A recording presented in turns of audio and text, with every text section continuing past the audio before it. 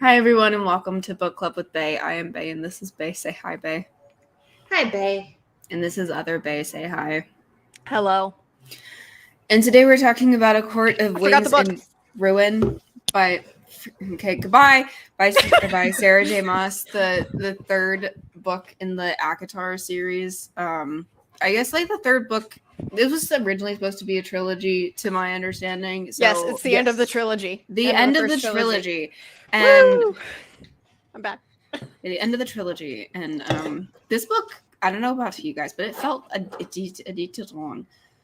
I made notes exactly where I was like, this could have been cut out. It clicked for me in this book because I had to remember last week I was saying like about halfway through the book I thought we were going to be done soon, but we weren't. Now I know that TV shows, or we're still going to call them TV shows even though they mostly stream now. You know how they used to be like 22 episodes ish long? Yeah, like a season. But there would always be the mid-season finale before the 2-month hiatus. Yes. These books are structured like a 22 episode TV season because this one as well, and I'm pretty sure in the first one there was like kind of like that almost crescendo in the middle of the book, and then it didn't end. It kept going for another same amount of time. So when you think about it, like a 22 season with a mid-season finale.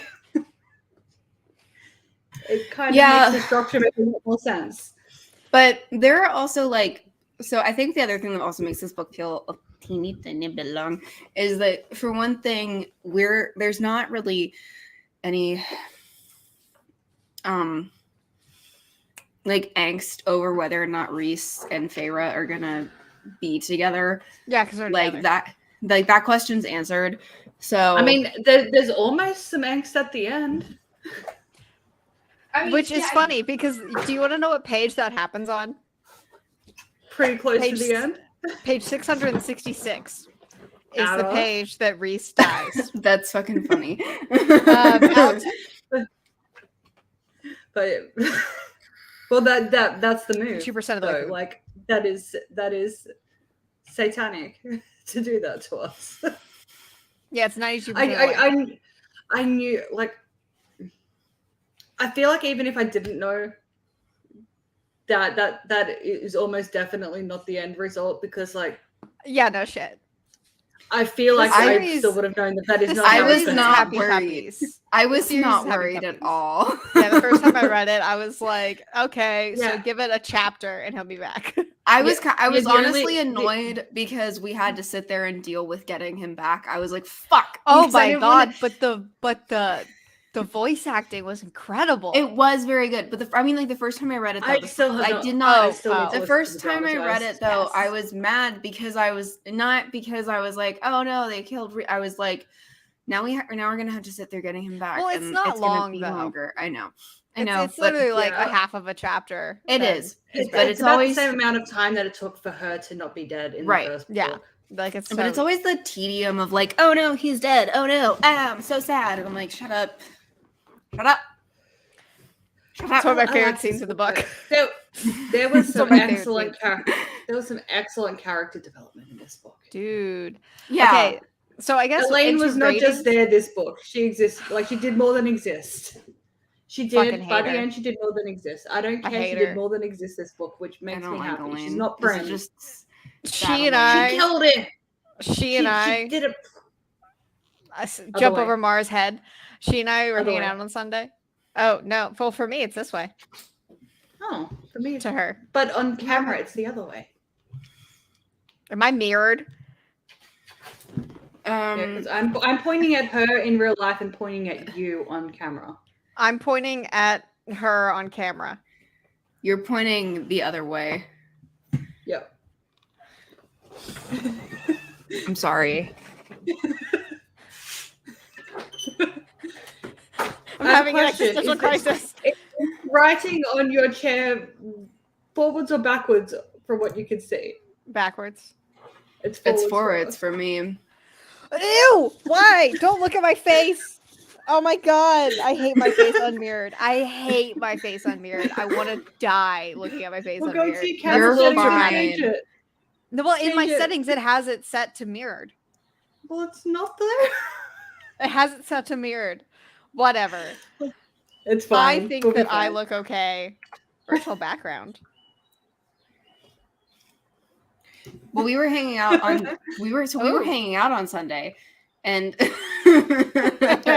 Hey guys. I found virtual backgrounds. Okay, anyways.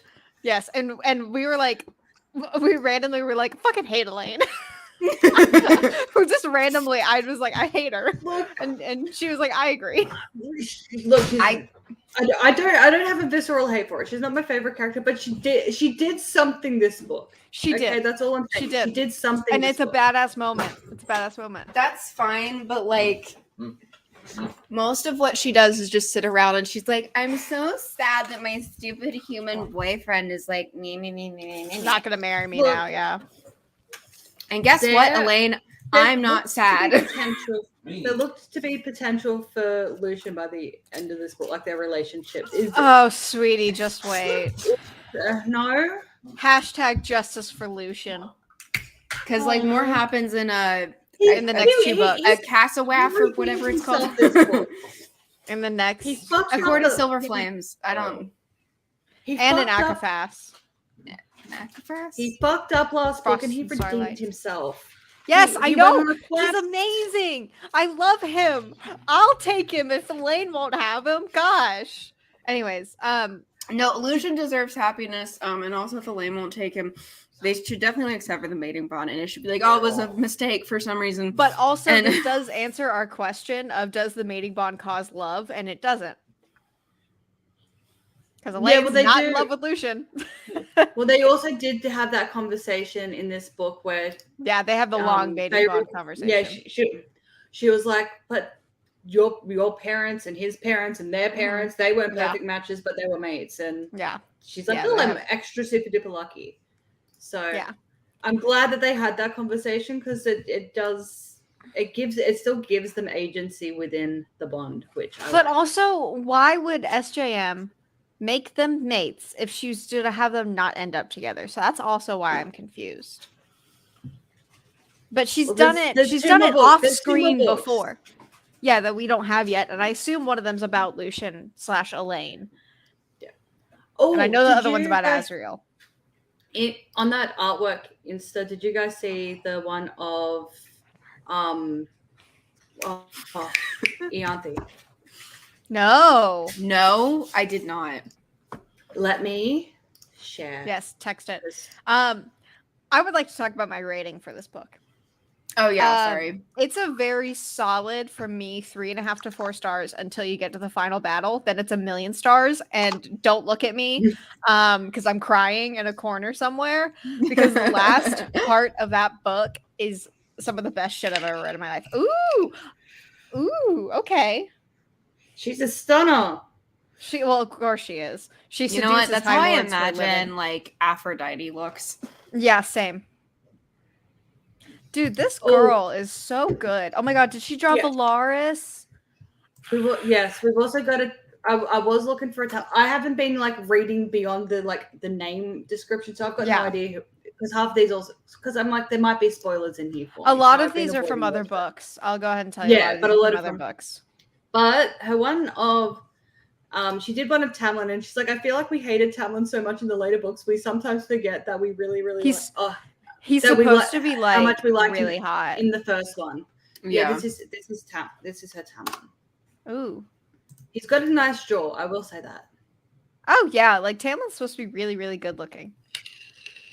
But also her He Cassian. does have a nice jaw. Her Cassian has always been my Oh, God. headcanon Cassian because holy, that's the one I showed y'all last week. Yeah. And TJ, you were like, no, he's too goofy to be that hot. And I'm like, no, he's supposed to be canonically one of the hottest men to have ever walked. No, the earth. and I'm aware of that, but like, anyway. But But my rating, My rating is about the same. Like there are a lot of moments actually. Like I even enjoyed the beginning portion where we're like at the spring court at the spring court, and we're doing like other stuff. I think it's kind of fun. It is fun. It's a nice parallel. It's nice that it's kind of fun to start all 3 books the same way.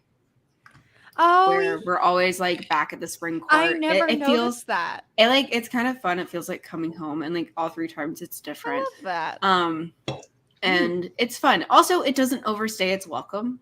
No, it's only 10 chapters. It's so quick, and it feels very fast. So it's an eighth of the book. Yeah, so it's a very small portion. I'm not gonna lie. By the end of the book, I forgot that we started there because it's a 22 episode, 42 minute. An episode series. You're right. And we were there for like 2 episodes. And again, it's not book 2 bullshit the entire time. No. It's very clear that her and Reese are still together, which again, to be clear, the qualification for book 2 bullshit is not simply physical separation. It is something, oh my God, we can't be together and we're going to break up. And then I'm going to walk away. And possibly physically separated as well. And possibly physically separated or not. Physical separation is actually not a criteria for book 2 bullshit, but it is often part of it. Yeah. So it's a side effect. Part of it. It's often a side effect. And typically, book 2 bullshit is resolved at about 50% of the way through the book. So usually, Hunting Adeline, for example, is book 2 bullshit. Hunting Adeline, because 50% of the way through the book, guess what? I'm gonna go to resolved. I'm gonna go to 50% of this book and see how confused someone would be if they were thinking it's book 2 bullshit. Okay, because around 5. Twilight breaks the trend by going like 80% of the book for the book 2 bullshit. Yes, yeah. Oh yeah, if you skip to 50% of the book, it's Cassian, Nesta, and Farrah just hanging out. You'd be so confused. I was loving Cassian and Nesta. Do you love Cassian and Nesta? You should. Because I'm gonna get a whole fucking book. Yes. Well, one thing I really so excited to read. I loved at the beginning how she's just like at him like every single time he comes near her. She's just like, oh my God. And then she just starts randomly pacing because he's not back yet. And then their love when they story. finally have their connection, it's not like all that gushy shit. It's just like they're just like staring at each other just intently. So I recorded I'm just like, because I couldn't not record her screaming Cassian's name because Mara, you have to hear it. Okay, I need to hear it. Okay. Is that at the end when he's like when?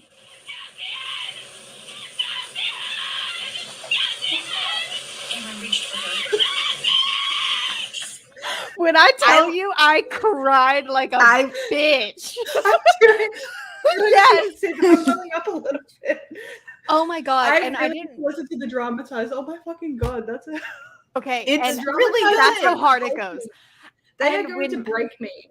When Reese dies, okay. Sorry, when I was talking about my reaction the first time I read it. This time I was already sobbing. So oh my God, I was sobbing the entire final battle. I was completely sobbing. The first time though, the dramatized versions, like there's my reactions normally, and then there's the dramatized versions. Like the design tonight, is based on. There is bye. Goodbye. There's this sword on the cover, so that's the sword here. Court of Wings. And then Lucian is from the Autumn Court, so this is a little leaf, and it's a mountain and a moon, which means it's in Valaris. So I piecemealed this tattoo together, and I made the wings too far apart. But you know what? It's okay. I really tried this week. Next week, you did a great job. Next week, I'm doing just like stars. I'm doing something from this sheet because speaking of real quick, I know that one. This is out of order, but are we doing Frost and Starlight by itself? Does that need to happen? Okay. Oh my God, yes. Could you imagine putting it with Silver Flames? Well, I still haven't read it. I'm sorry.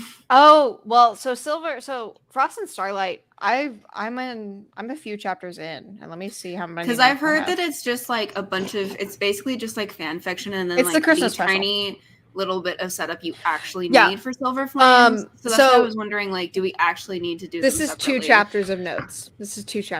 So yeah. Okay, let me see how long The dramatized version's 5 hours, but that doesn't really how long the normal one is. Because I'm also not going to read the dramatized for this because there's third-person perspective in this. And I was telling you on Sunday, I didn't like it, how it just goes to a third-party narrator. Like, even if it's not, like, it's in Cassian's head, like, for example, it should be Cassian's voice actor, in my opinion, even though it's third person. Yeah. And it really took me out of it. So let me find. Do I not have it yet? Now, how do I write down that I read this again? But Bae, what's your rating for this? Yeah. I would give it. I've been going 5 for all of them. Give me one. Oh my goodness. I would say that, like, for me. So I saw a meme that was like the first one's like a 5 until you read the rest of the series, and then it's a 2. Yep, and it's like a 2. This one for me is a 5. When I'm loving it, it's a 5. When I'm like, it's like a 3. You know, it never really hits like 2 for me, but there are times where I'm like, we could be doing something else. You know, the lowest I go is about 3.5. Yeah, and that's in like. Sorry. And I'll get when I get to the notes for those parts, I'll be like, this is one of the parts that I think could be cut out, and I feel like I feel like the class is gonna agree. Yeah. When the book is being a 5, though, it's being a 5. Oh my god. Yeah. So look, my overall rating, like when I leave the book, is like 5. Top tier. Oh yeah, it is a top tier. The top tier book. I love these books. There are just times that every time you reread it, you know that like you're gonna forget about them, and then you get back to them, and you're like, oh yeah. And this thing. I will give her credit. It's really, really hard to change the. Okay, we know that she had her plan from the first book, right? So it was written in mind, but it's really difficult for an author to successfully change who everyone thinks is going to be the endgame love interest. Yeah. And by chapter 2 book, by like chapter 2 book 2, you're like, yep, no. You're like, bye. You're like Tamlin who. And now having reread it, I'm like, yeah, Tamlin. Yeah, because I remember before we reread this, you were like, I don't know, did she like vilify Tamlin too much? And I was like, well, I don't think so. I genuinely didn't remember that much about redemption. He needs a redemption arc. He's got the potential off there. Screen. Like, at the end of this off book, screen. That's fine. I don't care how it happens. I think he deserves it. Okay, well, because he got the smidge of like the hint that he can be redeemed at this book. Yes, which that's one of the scenes that I'm like, this didn't need to be in the book. What ruins which one for me? Two, going to rescue Elaine. I don't think Elaine needed to be kidnapped. I don't think we needed to go get her.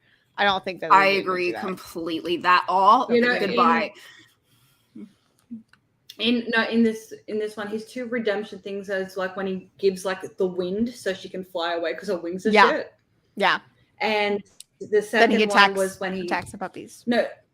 And when he could have just not, and no one would have blamed it. Well, she would have blamed him, but no one would have blamed him. But he's the reason why Reese is still like came back to life, because if he didn't do his thing, and it would have been very well could not. He hates her. Yeah. He hates her. He hates him, and he could have just been like, "No, fuck you, have fun." Yep. And he's like, "Just be happy," and then he's like, "But also fuck you." Like, also fuck you, but like. What absolutely kills me about Tamlin is that he did war crimes for someone, like, and I'm like, why?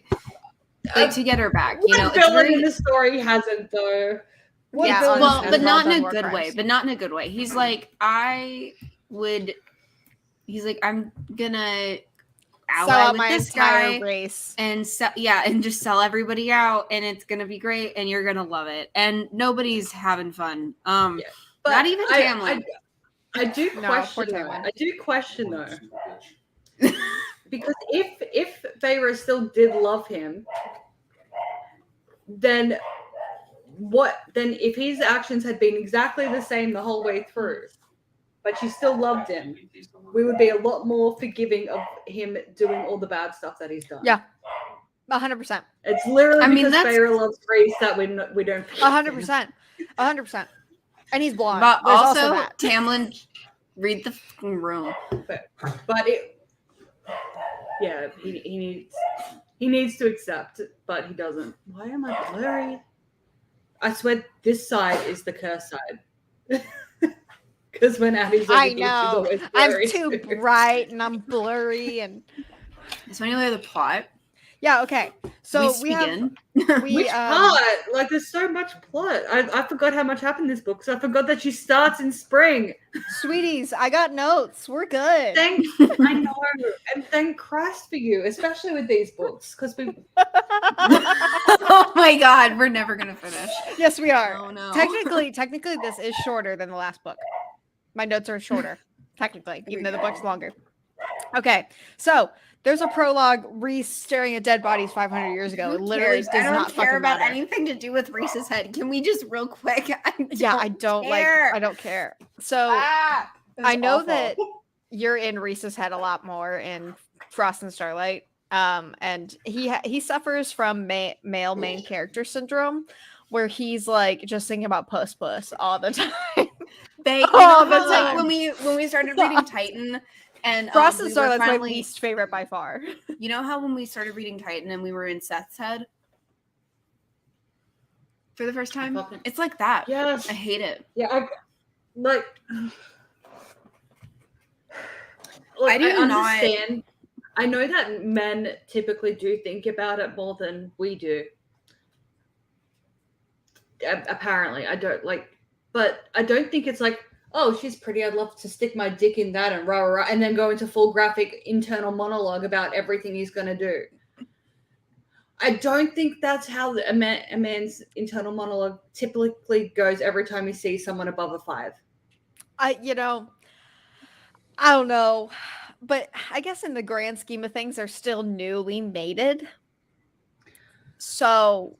Because it's only been like, I don't know. We'll get to that next week. That's the next week. Well, you are newly married. How about you go and ask and be like, on a scale of like, that's actually true. I am newly married. That is true.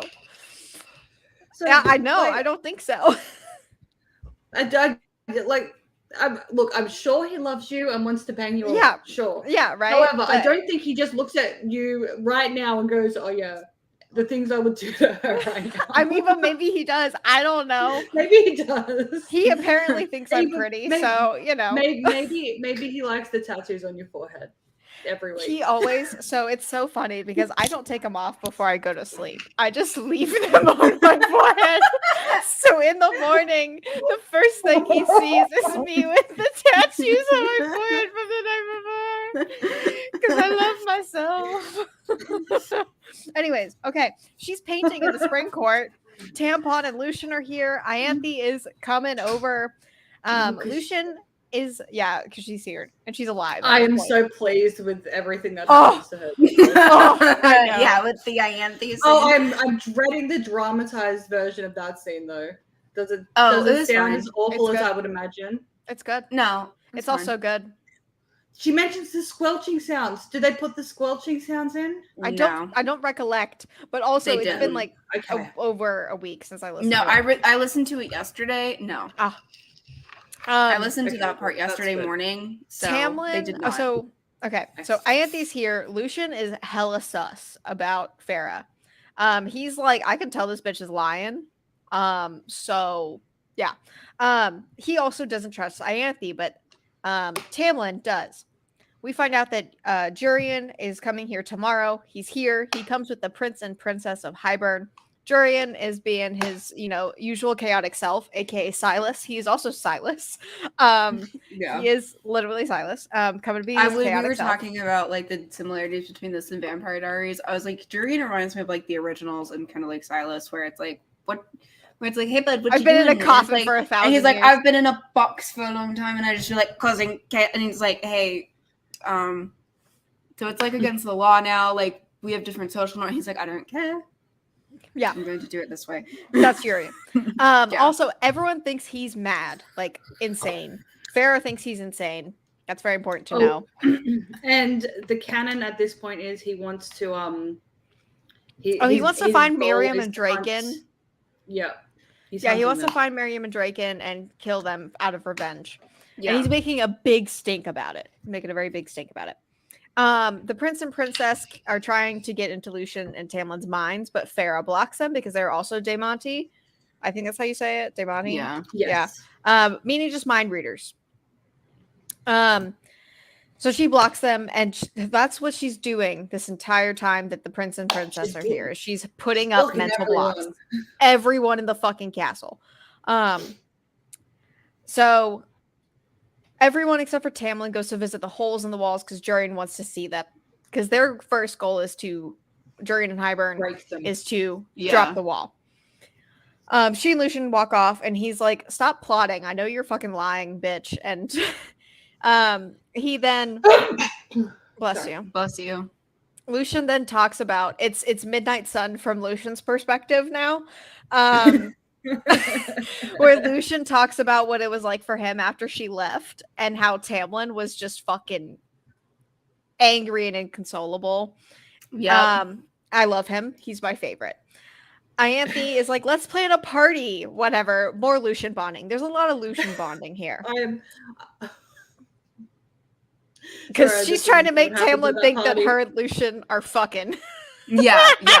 There's like a moment where she so like funny. There's a moment where like she wakes Tamlin up and Ianthe as well, because Ianthe wants to. Yes. Yeah, there's a moment where I don't know where it happens, she did but like fuck Lucian. Feyre. Yeah. Oh, I was like, yeah, we find out that Ianthe and Lucian. Yeah, Ianthe. I can't remember. At some point Day. during this, Feyre wakes up in the middle of the night and like runs off to Lucian's bedroom and like sobs in her arms her like skimpiest nightgown. In her skimpiest nightgown, and then like Tamlin like comes walks in and he's like, "What's going on here?" And they're hugging and like she's it's so funny. We get ready with Alice later, and she's like, "I saw more take you. I wanted her to take you. I don't want you here. I want you to be safe. And soon I'm going to go back to the summer court with my sons." Yeah, she's like, by the way, servants are fucking chatty, you know? We knew. She's like, "I know the truth. I know that you're of the night court. Just spare the innocent. That's all I ask." It's summer solstice. Ianthe is going all out. Hybern's people are like, "Ugh, this is so annoying." And so this is not going to mean a thing to you guys, which I'm going to say a lot today. But it means a lot to me. Farah, I think I've already said this actually. Farah starts glowing from right here in her chest again. I think I said this last week that I was like, remember that when we read Crescent City. So it starts glowing and everyone bows to Farah, and Lucian gets down on one knee before her. And it's like a whole Lucian thing. Plays along. Yeah, because we love him. Yeah, because the solstice thing as well had there was like Ianthe had like placed like a reflective thing, so when the sun came to a specific spot, it would make her glow. But then Farah like just beforehand went and turned it towards herself. And she starts glowing, and she's like, "Oh my gosh, why am I? The gods have chosen me. Oh my goodness, Farah deserves an Oscar. Farah, honestly, it's very Nesta of her. It's what so she does in the spring court, and she was channeling Nesta so much. She was. Yes. I also sorry. It says something about Farah's character that her best moments are when she's channeling Nesta. Just throwing. They're not her. They're some of her best moments. Actually, you're probably right, but like those were some of her best. I'm sorry, that was like actually fun to watch. I was like, that's fucking savage. I like it. Oh yeah, and Ianthe's just growling in the background. Oh. Yeah, I don't know if you would have made note of this, but I took mental note, and I'm just gonna say it now, so because I don't know when it happens, I just know it's later when Farah and Nesta do a bit of a bonding and stuff, and Nesta's like, "Did you really not know how to read? We just assumed you did," and I'm like, that makes so much more sense now. Yes. It wasn't even so much that it's like, well, fuck you. It's like, Nesta was like, "Elaine and I genuinely did not know when your training stopped, so we just fucking assumed you were literate, but I guess you weren't." Yeah. And also, it is confirmed again this book that Elaine was the one that bought the paints for Farah, not Nesta. Like we thought last week. Sorry to bring up that actually makes a lot of sense to me because like they all would have been kind of young when all that happened. Yeah, because Farah was like 9, I think, when they lost their fortune. She was 8. Oh, I think she was 8 when the fortune was lost, I think. She was 8 when either the mum died or the fortune was lost. I can't remember which one. Yeah, and I mean, at 8 years old, like, I could read also. Yeah, but Mummy didn't love her. So I can see why they might assume that, like, you could just read. So, like, we didn't realize you actually couldn't read. Yeah, which fair. But it's just sad, though. But, like, they're both just, like, not. What is going on? With what? Sorry, I just got both of my kids are home sick today, and I only got a message from the school for one of them being like, "Why are they not here?" So I was just looking to see if there was a glitch, but yeah, the other one just. Do they go to the same school? Yes. Oh, that's convenient. Okay. Yeah. High school they won't be because we're sending her to an all-girls school and him to an all-boys school because we want him to go to an all-boys school. So it only seems fair that she gets sent to the all-girls. That she has to go to an all-girls school if he has to. Yeah, we can't be sending her to co-ed and then him to all boys. Yeah, that's fair. Okay. Yeah, no. Main reason for that is I've never been a teenage boy, so I can only like speak to the experience of someone who was a teenage boy. But he says that like 80 to 90% of the bullshit that boys got up to in high school was purely because there were girls around. So we're going to try and avoid that. For sure. Okay, I'm back. Sorry. All right. Yes, everyone's She and Reese later check in, so it's been a couple chapters at this point, and she's like, "Hi, lovely, how you doing?" And he's like, "I'm doing great. How are you, bae?" But she's like, he sounds really faint, so that's weird. And this is when the nightmare thing happens, where she goes to Lucian's room, and Tamlin walks in, and and then she fully to the reader explains what the fuck is going on. She explains that she's trying to draw a rift between specifically Lucian and Tamlin. Trying to draw a rift between everyone in Ianthe, Tamlin and his guards. Like, she lays out her plan for the reader at this point. She wants to destroy the Spring Court. Yes, she wants to absolutely destroy it because she knows that they're working with Hybern and that they are going to be Hybern's entry point to the island, to Britain, essentially Britain and Scotland. Yeah. So her and so everyone but Tamlin again is going to go find another break in the wall. Her and Lucian are bunking together in the same tent, and we find out the details of Tamlin's bargain with Hybern. That his magic will be taken or his life will be taken. And you know what? And this is where actually I think even if Tamlin was like the love interest, I'm like, I don't know. Like, it would be more forgivable, but it's still, if the bargains are like that for cereal, I don't know. Maybe find another way. Yeah. I'm like, is that the only way? Bargains in this. Huh? I love the bargains. I love the bargains in this book. When I tell you that when I started crying harder, specifically when Bone Carver died.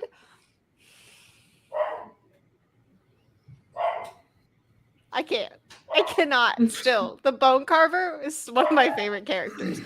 But if that is the bargain,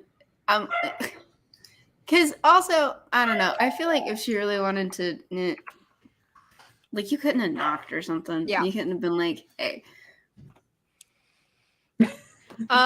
They then talk about how fucked up no Tamlin other was way when she left, and how helpless Lucian felt because he's like, "There's nothing I could do.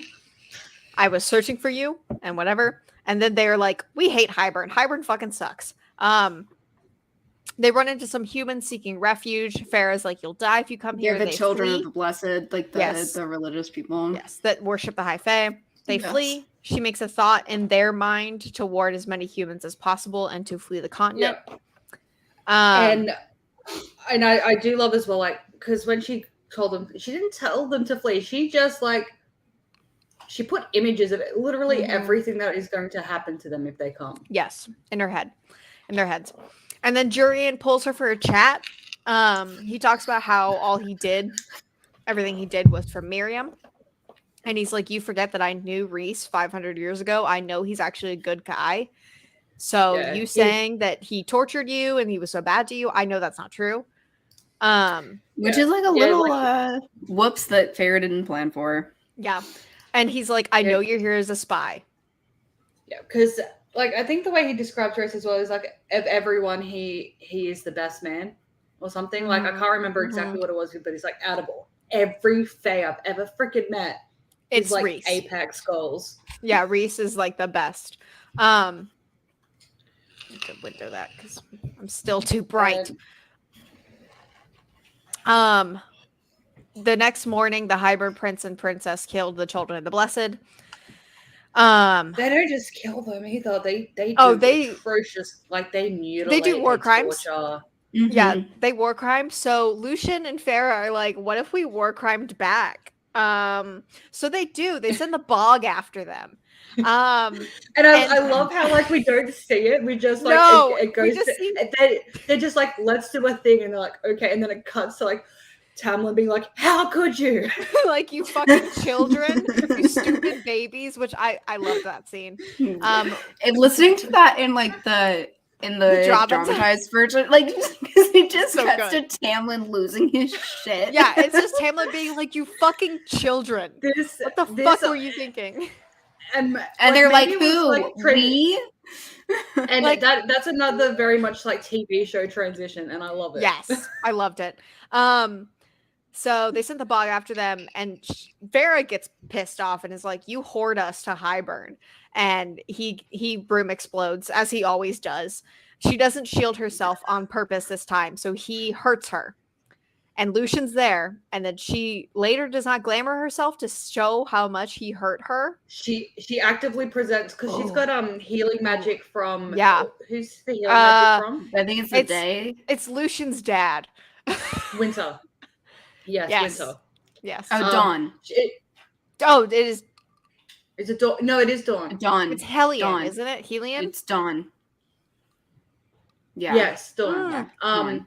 Yes, because Lucian's the heir to the Dawn Court. Yes. Yeah. And she's actively preventing her own... Like, she's putting up... And she even says, like, it's really hard to stop your own healing magic. She's so busy. Because she's also mentally blocking everyone else in the castle. This bitch doing her best.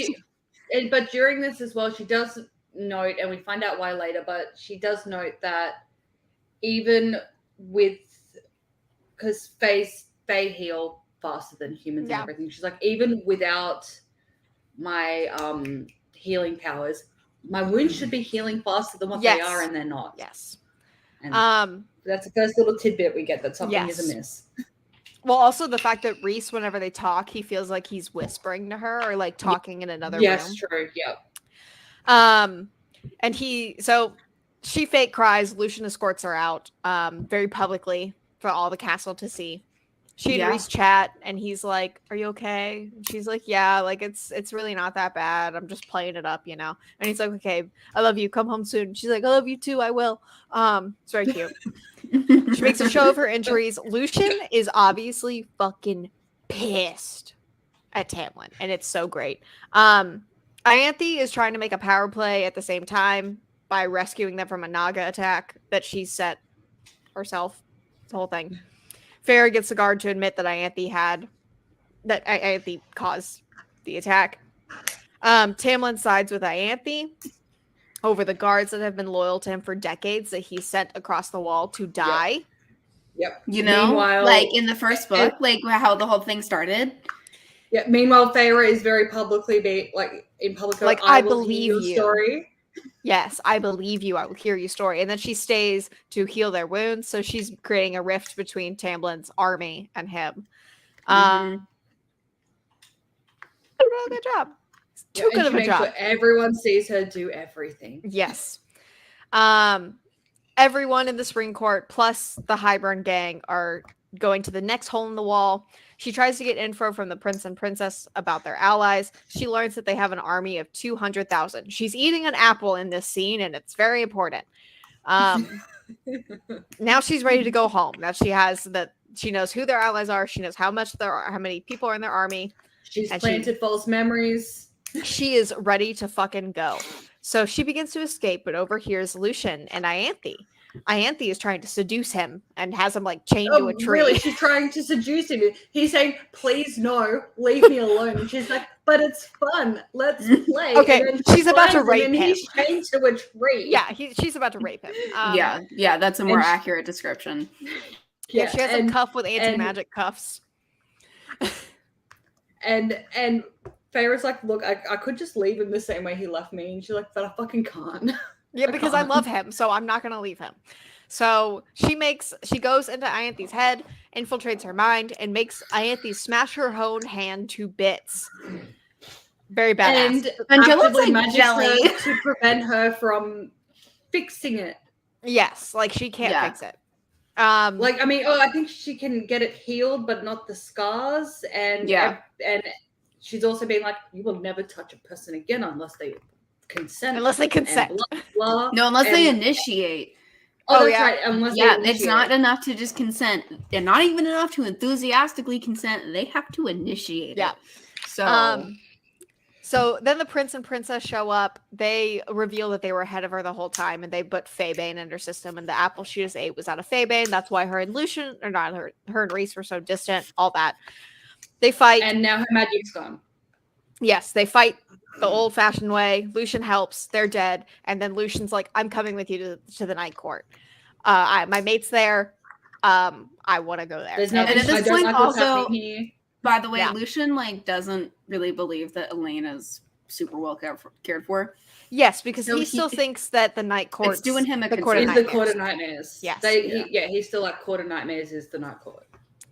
So he's like, "I'm coming with you. You won't make it by yourself. I want to go because of my mate." So he goes. They're going to go through the Autumn Court until they get their magic back to Winnow. He reveals, he's like, "I knew you were lying, like since you exploded your magic at Highburn. I knew. Yeah. I knew that you sent that your sister's back with Reese on purpose. Like, I know everything." Eris shows up. Eris becomes a very important character. He is the current heir to the Autumn Court. Yes. He was the one who was also once engaged to Moore. They fight and escape. It's really cold as they get to Winter Court. They talk about Elaine and everything, where Lucian will go after this, etc. Yeah, we learned that it's actually more of a gradual transition than just like a 1 second you're in autumn. Yes. So our border living wouldn't work. No. Yeah, it's fine. We have property and we just have estate on every court, and then we're just in this reality so rich. Anyway, anyway. So, and he's he's like, "I really don't know. It kind of depends on Elaine." They make it to Winter Court, and the way it's described, I wrote down, "I want to live here, thanks." It we know that. Delightful. It sounds lovely. We know I want to live there. It's fine. It sounds cold and lovely and snowy. My one concern is I just don't know if I could live in perpetual white. That's my only. That's why we have estates everywhere else. Yes. Or you live in. I still want to see the dawn and the day court. You know. Dude, did you guys see the Reddit link I sent you guys with someone who drew like the different clothing styles? Yeah. No. Where? If it wasn't from in you, our messages? I saw it on TikTok because I think that all three of our algorithms are syncing. They are. Yeah, I'm getting so much ACOWAR. Okay, I found it. I'm going I don't see it. Copy. I'm gonna repaste it so it should be out there. Okay, Eris and his brothers are here again. Hi. Then, in the most badass fashion ever, the Bat Boys show up. The Bat Boys are here. Yes, because they're about to lose. Like, they're about to lose badly. And she, at this point, formally reveals in front of Lucian, because not even Lucian knows this, that she is the High Lady of the Night Court. But Boom. And then we winnow home to the townhouse. Amren's here. Reese is here. Oh my gosh. The sisters are at the House of Wind, but whatever. Reese has been busy plotting against Hybern. We go to the House of Wind with Lucian after properly threatening Lucian to be like, listen, we're letting you in on a secret here. Valaris is not known by anyone. Blah blah blah blah blah blah blah blah blah. Although it's known by everyone now. Yeah. Mm-hmm. Yeah. They're like, we're inviting you into our home. You be a fucking good boy, or we kill you. She then tells Lucian everything, like the truth about how Reese is, the truth of the Night Court, and he's very like, wow, that's great. And I wrote down I love him so much. So I guess he said something really cool there. Cassian. I think what it was it might have been because this was in clear contrast to last book where she gets back and he's like, let me ravage you now. And she goes, don't you want to hear all about the Spring Court and all the details and all the strategic stuff? Mm-hmm. He's like, I mean, we could do that, but we could. But I want to fuck you first. Yes, so that's. I also. I miss you. That's how you know this book is a lot of substance because I didn't even talk about the fact that they had a sex scene. Yeah, but they boink. I didn't like. Just know that there's boinking every now and then. Cassian is obviously in love with Nesta because we're at the House of Wind. And this is when... And he's just staring at her and she's hissing at him. It's adorable. This is when we learn that Nesta loves romance novels because we find her and Elaine. Is Elaine? No, Elaine's not there. It's just her in Elaine's the library. Don't worry. Yeah, Elaine's moping. Nesta is just in the library with a stack of fucking smut. And Farrah's like, Nesta? And she's like, what? What do you want? And Nesta's overall doing okay. With being here. It looks like one of the biggest issues that Nesta is having is the clothing at this point. Yeah, because okay, so like that thing has each court has their own style of dress, and the human world has its own style of dress. The human world is very much from the look of it quite Edwardian. No, not Edwardian. I'm trying to think of which between Regency and Victorian.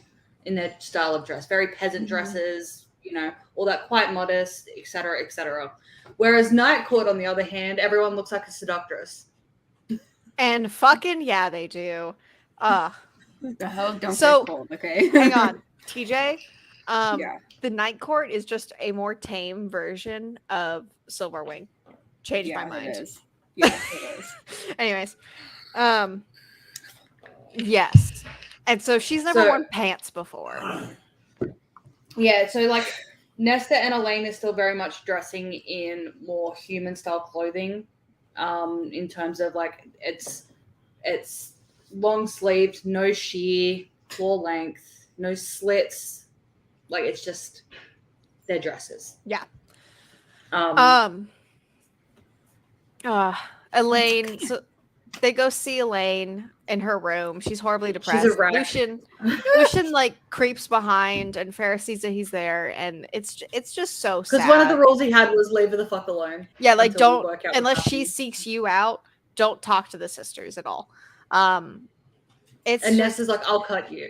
I will cut you. I will cut you. But also my poor baby boy. I love him so dearly, and he's done so dirty. Later, everyone, so more Amren, Bat Boys, and Farrah talk about Miriam and Draken, seeing if they can help, but no one knows where they are. Because their home is a wreck. Well, no, their home's hidden. Is that later? No, but they went to find them, and the island was just a disaster. Oh, yes, I think that might have already happened. I just didn't write it down. So that we don't know where they are. So they're out of the running for the majority of the book. The general plan is to fix the wall, prepare for war, gather all of Prithian together to fight. There's a lot of talk about the Archeron sisters and how they're coping and not coping. Especially talk of Cassian and Nesta about how they're obviously in love, but it's fine. Nesta reveals the way that Nesta is... Yeah, sorry, the way that Cassian is described, like he just like keeps looking. He's like, can you... All he does is stare at her. He's like, can you just acknowledge our existence? She's like... Like so that is their relationship for the first half of the book. And then the battle happens, and then you have her screaming Cassian's name, and it's just crying. And then Nesta's mad at him because he couldn't stop what happened, like in the cauldron. Yeah, he's mad even at though himself. he was, like they're both. Because he's like, I took an oath that I would protect her, and when it came down to it, I couldn't do shit. But there's nothing like, he could have done. Your wings were ripped apart, and you were crawling along the freaking ground trying to get. It's a heartbreaking. But I let it down. That scene is so hard. I let it down. She's really good at ending, and ending scenes. Wait till you read Crescent City, because shit. Carbine. You know what, and I can see why Cassian hates himself for not protecting her, because again, like he took an oath. He's like, I swear, I swear on everything, I shall protect you. And then sorry, he's digging on the couch, and I need him to not be doing that. Him is not dirt. We have a full cast dinner minus Elaine, literally full cast, and. Specifically talking to Lucian. There was a nice moment as well. Nesta also has at some point. Nesta's here. I know what you meant about the food. I see what you meant about the food. Yes. Mm-hmm. She has a comment about how the food is better. Because when in the last book when they visited and Feyre was trying to eat the food and she's like, "This tastes like ash. It's gross." Mm-hmm. Yeah. And it's just like, "You think you're too good for our food now, do you?" And she's like, "No, I know what you mean. It's amazing." Yeah. Nesta is being her bad bitch self. I want Fae food too. Lucian's giving advice on how to deal with the Autumn Court and his dumb dad, or at least who he thinks is his dumb dad. I completely forgot. Does he ever find out? Because not where we're at. He doesn't know. Not where we're at. He has not found out by where we're at. If and when he has a book about him, that's when he's gonna find out. And it's the same thing. When we get a book about Azriel, that's when we're gonna find out what happened to his hands. Like, sucks, but that's what we're waiting on. And she's so balls deep in Crescent City that I don't know when we're gonna get another ACOWAR. Well, she's got 7 books that she has to write. She's got 2 more ACOWARs, 1 Crescent City, and then the new deal, which is 4 books. I can't emotionally take another series by this woman. Okay. Well, there's going to be another series. I can't emotionally take it. I'm so excited. They're also going to ask the Court of Nightmares to join, and they're asking Nesta to close the holes in the wall because like calls to like. She is made by the cauldron. She should be able to do that. Amren agrees to train her, and this is when her and Amren's BFF. Not really. Their relationship's weird. They understand each other. They understand each other on the base level. She agrees to help with the wall so long as Hybern dies. And then Farrah's like, I want to learn how to fly. So it doesn't go well. We go to the famous library, which is not famous to you, Mara, but once you read Silver Flames, we're in that library a lot in Silver Flames. Just get used to this library. It's a thing. We also learn that there's something weird at the bottom of the pit, which I love the weird thing at the bottom of the pit. I love it so much. I love all the weird creatures. I love them. She finally has the... What happens to him this book? Because I don't know if I missed it. Yeah. He's free. He's just running around. Didn't he go back to get his window? No, he's still, by the end of this book, he's fucked right off. He's just doing, he made a bargain. He's doing shadow shit right now. Okay. Now it's like the TikTok audio, I'm doing hot girl shit. That's Braxis right now. So we learn about Braxis at the bottom of the pit, but we don't know its name. We just know it's weird and it's a shadow. And then she finally has you find out more. You find out a lot more about it. You find out a lot more about it in Silver Flames. Then she also has the thought of, what if we recruit the Bone Carver? And that's the end of the first of 3 audiobooks. Because I divided it by, you see the break? I divided it by that. Because the dramatized versions are split into, this one is 3, the other ones are 2, and the next one is 1 because it's I get short. That a lot of effort went into it, but it's kind of highway robbery. They have to pay full price for 3 audiobooks. That's all I have to say. But it's a lot of effort that went into it, so whatever. we're going to the prison. Cassian is taking her to the prison to go see the bone carver. Cassian talks about the old gods and how the magic transferred to High Fae. I wrote that down because it relates to Crescent City. Yep. Wait, what? Repeat that. Repeat it. Cassian talks about the old gods and how the magic transferred to the High Fae. So I've told you where the Bone Carver and Amran and all of them are from. Yes. They're from Crescent City. It's not canon, but like people, there's this one chick on TikTok who her entire life is dedicated to figuring out and all the mysteries that's of this just world. a theory, a book theory. Yeah, honestly, get Matt Pat on this immediately.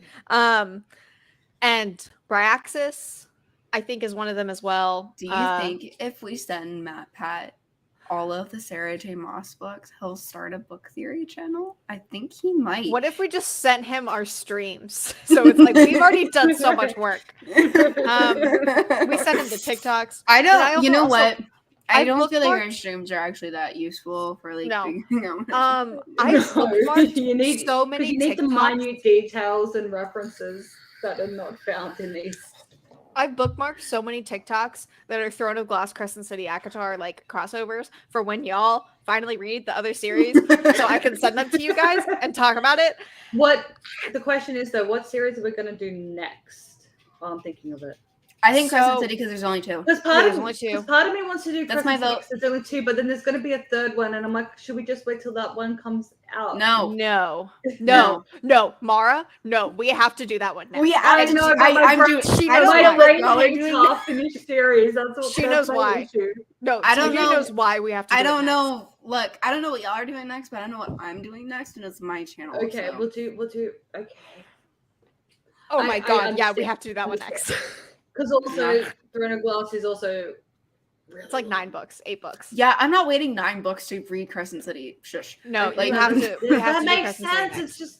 It's just a Sit. different one, not two. We're only a few weeks away from Crescent City, and I'm so excited. Anyways, okay, so the Bone Carver is an old god. We find out he is a death god from another place that came And- here Yeah, to establish the High Fae. and his That's important. And the Weaver is his, like you said this. The last Weaver week, is the his Weaver twin is his sister. twin sister, and then they've got an unknown, Unnamed. as at least as of yet unknown older brother. We get his name. We just get nothing else. He's about him. not. He's not. As far as Silver Flames, he's not in it. Okay. I feel like he's gonna be, but yes. He might not though, because like the one thing that I do have at least so far appreciate about this is sometimes we just don't get the answers we want in life and everything, and this series kind of seems to be like, you're not always going to get what you want. Not everything's going to be tied up with a pretty bow at the end. If you like that, you're gonna love Crescent City because I'm also probably going to hate it as well. My elevator. So I don't like not knowing, but so I can appreciate that. That's a thing that I think she's doing. I know I've already got y'all hooked, but let me give y'all my Crescent City elevator pitch real quick. Imagine your best friend dies and you realize you never knew her at all. That's it. Okay. It's so good. And it's like that where just like you have so many questions about who she was because you just keep finding shit out over the course of the 2 books that like she was involved in this, she was doing this, and Bryce is just like, what the fuck? She's so mad. It's so good. Okay. Anyways, I would love a roster of this prison, by the way. Right? Oh god, yeah. I would love a roster. He again shows up as Yeah, Yeah. I was about to mention. as a Exactly. young boy with dark violet eyes, tanned skin, dark hair, and she finally realizes it's her son. Not the Bone Carver, but the Bone Carver's visage is her son. Yeah, because she looks at him and she's like, oh my god, he's Reese, but my mouth, oh my god, it's my son. Because when they And- first went there, they and he weren't like, knows. together. Yeah. You know. Yeah, and he and Oh, and yeah, Bone Bone Carver Carver knows. it when she works it out. It like he's like, oh, you finally realized who he is, did you? Yeah, it's like Well done. he starts talking about Nesta. Obviously, the Carver lives in a prison, does not know anyone outside. He talks about Nesta and how she took something from the cauldron But The he's cauldron looking at wants it back. Cassian. He's looking at Cassian the whole time he talks about Nesta. Yeah. Huh, I love them. Okay. So we try to recruit him. He does not. They're like, we can send you back home to your home plane. And he's like, I don't want to go there because it's dust. He's like, That's I've been here. very important to Okay. remember. He doesn't want to go home. He's like, I've been here for like tens of thousands of years. Yeah. He's like, I like my prison. He's like, I've been here since before Prithian. It's been like 10,000 years. I'm good. Then this warrior trapped me here, and it seems like he was in love with this warrior, which is interesting to me.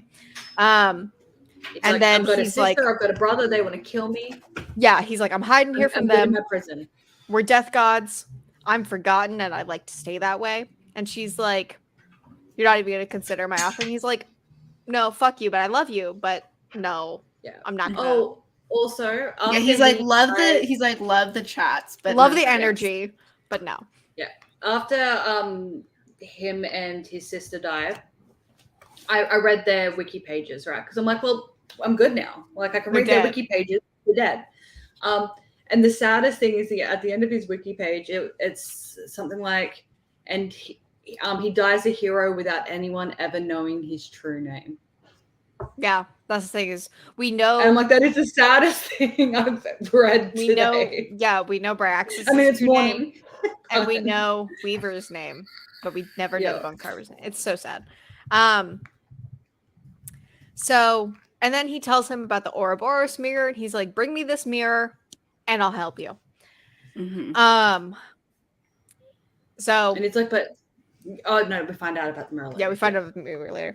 So we go back home. Hi, sisters. Elaine is weird. She talks in riddles now. Nesta and Farrah goes, oh, this is the Elaine and Lucian conversation. This is like the worst conversation. It hurts. So Elaine and Lucian have a chat. Farrah goes into Lucian's head so we can see the chat. Yeah, but she's also like blocking. Very a la Vampire Academy, honestly. Yeah, who is she with? Is it Nesta that she's with? Nesta, yeah. Yeah, and so she's blocking them Nesta's from knowing that she's there. Yeah, because Nesta's like, you're gonna let him talk to her. And she's like, yes, they need to have this conversation. Yeah, because Farrah's like, so this is kind of funny about Elaine. You're gonna be so surprised. She's an adult. Yeah, right. She's older than me. Thanks. And I'm a high lady, so yeah, she's gonna be like, this is super wild, but like Nesta's a human. Or well, Elaine's used to be, but anyway. Elaine's mad. Elaine's mad at Lucian because he was there when she got turned. She's like, I just want to be married to Grayson, the human guy. Yeah, because the thing to remember as well about her engagement was it was a love match. It wasn't a political match. Yeah. And then and here begins the Azrael and Elaine. Why did I write that down? I don't know. Did she mention Azrael? Or no, it's probably Farrah. It's probably Farrah thinking about Azrael would be a better match for her or whatever. You know what? I will have a look-ly while you keep going. Oh, through, okay? No. Okay, we're talking to... Wow. We later talk to Reese, and we talk about Azrael and Elaine. And we're like, Azrael will be so much like a better match for Elaine than Lucian. Like, why does the mating bond have like... Oh, whatever? okay. Yeah. We also learned that Nesta probably has death power, which is why the Carver knows her, because he is a death god. They talk about mating and how it's impossible for the man specifically to move on. It's easier for the woman, but yeah. Because the mating bonds are often also more difficult for the woman to accept. Yes, and that's why there's the custom of the woman accepts by giving the man food. Because she has to accept. I have a question though. Yeah. Does she have to? Does it like had Farrah given Reese like a bread roll weeks earlier? Does that count, or does she have to knowingly be giving him food as part of the thing? It's a great question. I don't think so, but because I think it's a custom, so I think she has to knowingly. I think she has to know. It. Yeah, because I don't think anything in the bond changes unless they boink. Like I think at that point, like boinking, like fully. Oh, yeah, and we also learn a bit more about the mating bond in this book as well, where I can't remember who, but two other people, they were like, I love you too. And they were like courting each other for God knows how long, and then they boinked, and then the mating bond was like, oh, by the way, I exist. Yeah, the mating bond's a finicky thing. It's a fickle creature. Because we find out, that Moore's best friend from forever ago. Day or Winter something. I think it's Winter. Yeah, it's Winter. Her best friend from Day, like Winter Court, that her and the High Lord had been in love with each other forever ago, and then 50 years under the mountain, and then he came back and he was like, I love you, I'm gonna marry you, and they get married, and then they boink, and it's like, oh wow, we're mated. So it's hooray. Okay. Well, I'm thinking of it as well, because I don't think it was ever explicitly stated, but the seasonal courts and the solar courts just also trend towards siding with each other as a general rule. Yes. Yeah. So like the day courts are like one team, the seasonal courts are another team. Yeah. Like there's baseline alliances. Kier, we go down to the night court, or not the night court, nightmares. Kier is like, I don't know, Hybrid sounds pretty chill. Oh yeah, because their deal also has that because Reese or whoever it was, like his ancestor made a deal with that, and it was the Court of Nightmares does not have to join any of the Night Court's battles unless they choose to. It's like Reese's dad, I think, that made that deal, so they have to actually before that. It might be really whoever set up the Court of Dreams, I think, is whichever person. Oh, then did it's that. been like 2,000 years. Yeah, it sounds like that was part of the deal. I think it's before his dad, because his dad is portrayed as a dick who would not give a fuck about a Court of Nightmares, Court of Dreams. Okay, so, and he's like, I don't know, and Eris from the Autumn Court shows up and is like, hey guys, is like, hey, if you here join the Night Court, we can be in an alliance. And Kier's like, okay, but I want access to Valaris for me and my people. And because we live in a mountain, it's dreary. Yeah. And he's like, as far as the mirror, the Ouroboros mirror, because they have it in the Nightmares Court, he's like, if you want it, you have to look into it, because apparently it shows you some fucked up stuff. We don't want to see it. And no one's ever looked into it alive. Oh, everyone that has looked into it, their brain effectively either literally or metaphorically implodes of some kind. Yeah. We find out like, fuck that. Yeah, Farrah's like, and we will not talk about it again until the final battle. Well, we talk about it a lot, but we won't do anything about it. Which that's another thing that I'm like felt unnecessary. So Reese agrees, is like, y'all can come to Valaris, join me, all that. And Feyre is like saying, like, what the fuck? Yeah, she's like, what the fuck? She's like, no. Everyone gets back to the townhouse. Moore is like livid because Kira's her dad, so she's like, I know these people. And also her ex was there. Yeah, and she's like, and you didn't warn me about Eris. She also, though, does still have a standing invitation to murder her dad, so like she could. Yeah, like she could murder him at any point. She could off him if she really wanted to. And Reese is like, I've made preparations for a long time now because I figured that this was going to happen at some point. So I've made preparations. No one's going to serve them. They're not going to be welcome in the city. It's fine. And Moore's just like really, really, really angry.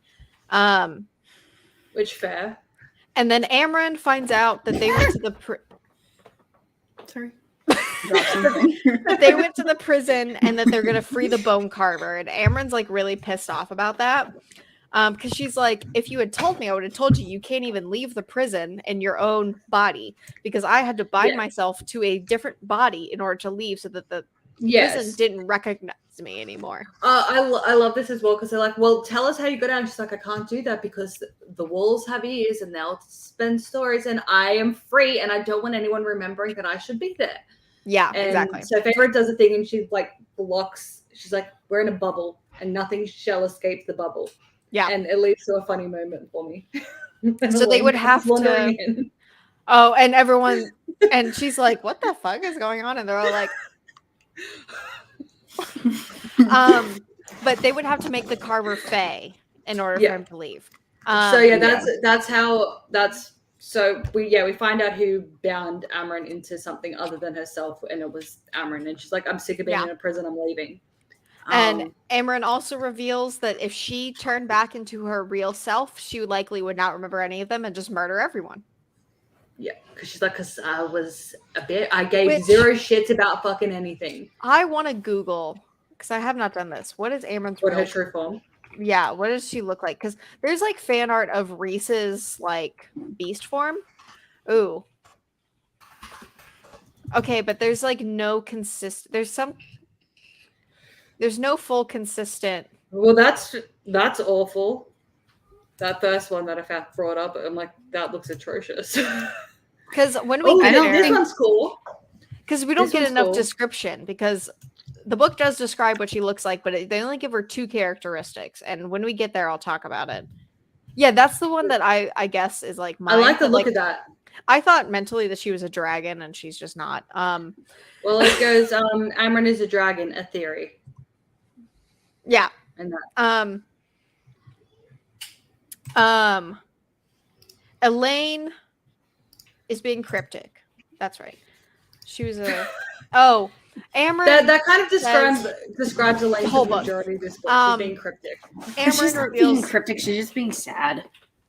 Well, she is being cryptic because she's giving vision. She just mutter. That's right. That's right. She's being cryptic. She's like, a black one and a white one shall come. Yeah. I don't know what that means. She says, Elaine. You know what? I listened to that today, and I've already blocked it out because I hate it. Yeah. I cannot stand Elaine and her seeing. She sees all. Well, she's done now, so it's fine. And she says nothing useful the entire time. Sorry. Amryn reveals that she was a messenger and a soldier assassin for a young god that ruled another world. There's my Amryn thing. Elaine's being cryptic. Now we have chats. We pull everyone for a chat separately. There's a healer coming to see Elaine. Nothing's wrong with her. But the healer who she becomes kind of like she comes back in Silver Flame. So just remember that she's a person. She's like, Lucian would be the only one who can really tell if anything's wrong with her because of the mating bond. Day, Dawn, and Winter have agreed to meet for the Grand Prithian Conference. Twin ravens. So we're in the library, and twin ravens show up. Oh no, this is the prophecy part. Sorry. Twin ravens are coming. One white, one black is what Elaine says. Nesta's mad. Throughout all of this, training is also happening throughout all of this. Book. Nesta is mad. We find out that Draken's people are feathered winged people. The main love interest or the only love interest, I guess, in Crescent City is a feathered winged person. Oh, okay. I see. Mm-hmm. But I think he's actually a fallen angel. Like, I think that's canonically what he is. Is he supposed to be a fae? No. Bryce is a half fae? Quarter fae? Because her dad is the Autumn King, oddly enough. And her brother is her brother's there's a theory that her brother is Reese's cousin. Okay. You know what? Yeah, we'll get there. We'll discuss it when we get to it. Elaine's being weird. She says it won't take more than destroying Cassian's wings to kill him. Just randomly. She's like, all we'd have to do is destroy your wings and you die. And Azrael's like, okay, Elaine, let's leave. So Elaine outside. Azrael is like everyone's cape in this book, I swear. Yeah, poor Azrael. He's the designated babysitter of the book. Yes. Especially of Elaine. Nesta and her are in the library downstairs because, so in the House of Wind, there's the house, and then below it is the library, and it goes like down to this pit where Braxis lives. We learned as in well the library. this library, it's the chicks there, they are all They're abused women. They're abused women that have come there for solace and safety. Yeah. Some leave, some stay. They make all of the rules about who's allowed to go in, etc. And it's their haven. Remember them because a lot of them will become major characters in. You mean the ones that weren't killed this book? Yeah, the ones that weren't killed. And don't worry, they'll be even more traumatized. Woo! Clotho comes back. There's another one named Gwen. There's a couple others, but I'm just gonna go get a drink, but I am listening. Okay. So Nesta and her in the library, and she's like, I didn't know you didn't know how to read. And Farah is like, why are you so mean? And Nesta's about to answer when something weird happens, like the ground rumbles, they start running. Hybrid assassins are here. They call themselves Ravens. One of them has white hair. One of them has black hair. Dun, dun, dun. They're here to take Nesta. We discover that Nesta took too much from the cauldron. So she's like, Nesta, run away. Farah leads them down to Braxis in the bottom of the library. We find out the cauldron fucked over the human queens. Farah starts to connect, but not fully realize that Elaine is a seer because she's like, 2 ravens, 1 white, 1 black. Interesting. And then she remembered a different prophecy as well. I can't remember what it was. Yeah. But she remembered something else as well. The thing at the bottom is like, hey, you're the high lady. And she's like, hi. Yeah, will you fucking help me, please? And he's like, yeah, sure. Yeah. If you send someone down here to come chat with me. And she's like, sure. Yeah, you want a pal? I'll get you a pal. Bargain. So great. And he's like, he but demolishes them. No, because Reese ends up going down and finishing them off. Oh, yes. It gets he mutilates them severely. Because Brad, and don't worry, he gets a pal in Silver Flames. Yeah. He's like a moving shadow is how I imagine him. Kind of like TJ, you'll get this reference. You know how in Breath of the Wild how Ganon moves around the castle on the outside? He's a shadow that moves around. That's how I imagine him. He's just a shadow that moves around and consumes. So now I'm thinking of the smoke demon from Lost. I don't know what that. I haven't seen it, but it's like she's the bridge. Mm-hmm. Okay, yes, like that. Cassie and Reese are here. We go over what we know. We know now that Nesta is the priority and that she stole too much from the cauldron. Azriel is the one that's like, Elaine's a seer, you dumb hose. And Elaine's like, oh, that's what's wrong with me. And this is the upturn. And she actually starts to get a lot more sane now. Because she's like, oh, it makes sense. You know what? And I can empathize with that, right? Because like 1, she's lost everything. 2, she's now a completely different species. 3, she's somewhere she doesn't want to fucking be. 4, she misses her love. And 5, she's getting like all these. She's turning. Sorry. She's turning. My nephew's named Grayson. And she's. I didn't name it. It's not a sexy name, okay? No. And now she's turning into a schizophrenic and she's freaking out. And at least one of those reasons is like things is solved. She's like, oh, okay, I'm not schizophrenic. Yes, I'm just. From this point on, she gets a lot better. And don't get me wrong, she gets a lot better. But we spend a lot of time going, oh my God, Elaine's so sad. Yeah. And we're babying her when it's like, you're an adult, get the fuck over it. Yeah. Because again, I'm gonna say it again. I've said it the first book, I said it last book, and I'm gonna say it probably a million times this book. She's fucking Prim from Hunger Games. Yes, the difference was though, Prim was 12. Yes, and Elaine is like 22. Yeah. Prim was 12, and she was the baby of the family. Elaine is like, one of the queens would help. The 6th queen has been taken by a sorcerer. It's not the golden one. I remembered why I thought the golden one was significant. It's because it's the descendant of Mor's lover. That's why I remembered the golden queen.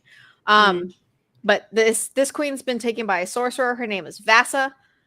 She becomes a big thing in Silver Flames. She is a major character in Silver Flames. Yeah, she is. And okay, so I just want to make sure I remember, because did only 5 of the queens come when they met at the first time? The first time, I think all of them came except for one. But when the second one, which was that the second time, the 2 of them came. The golden one and the eldest one. The golden one was killed. The eldest one Yeah, but when the group, like when all the queens came, Yeah. Vasa wasn't The there. 'cause she 7 had already queens, been- Vasa was not there because she was yoinked. Okay, yeah.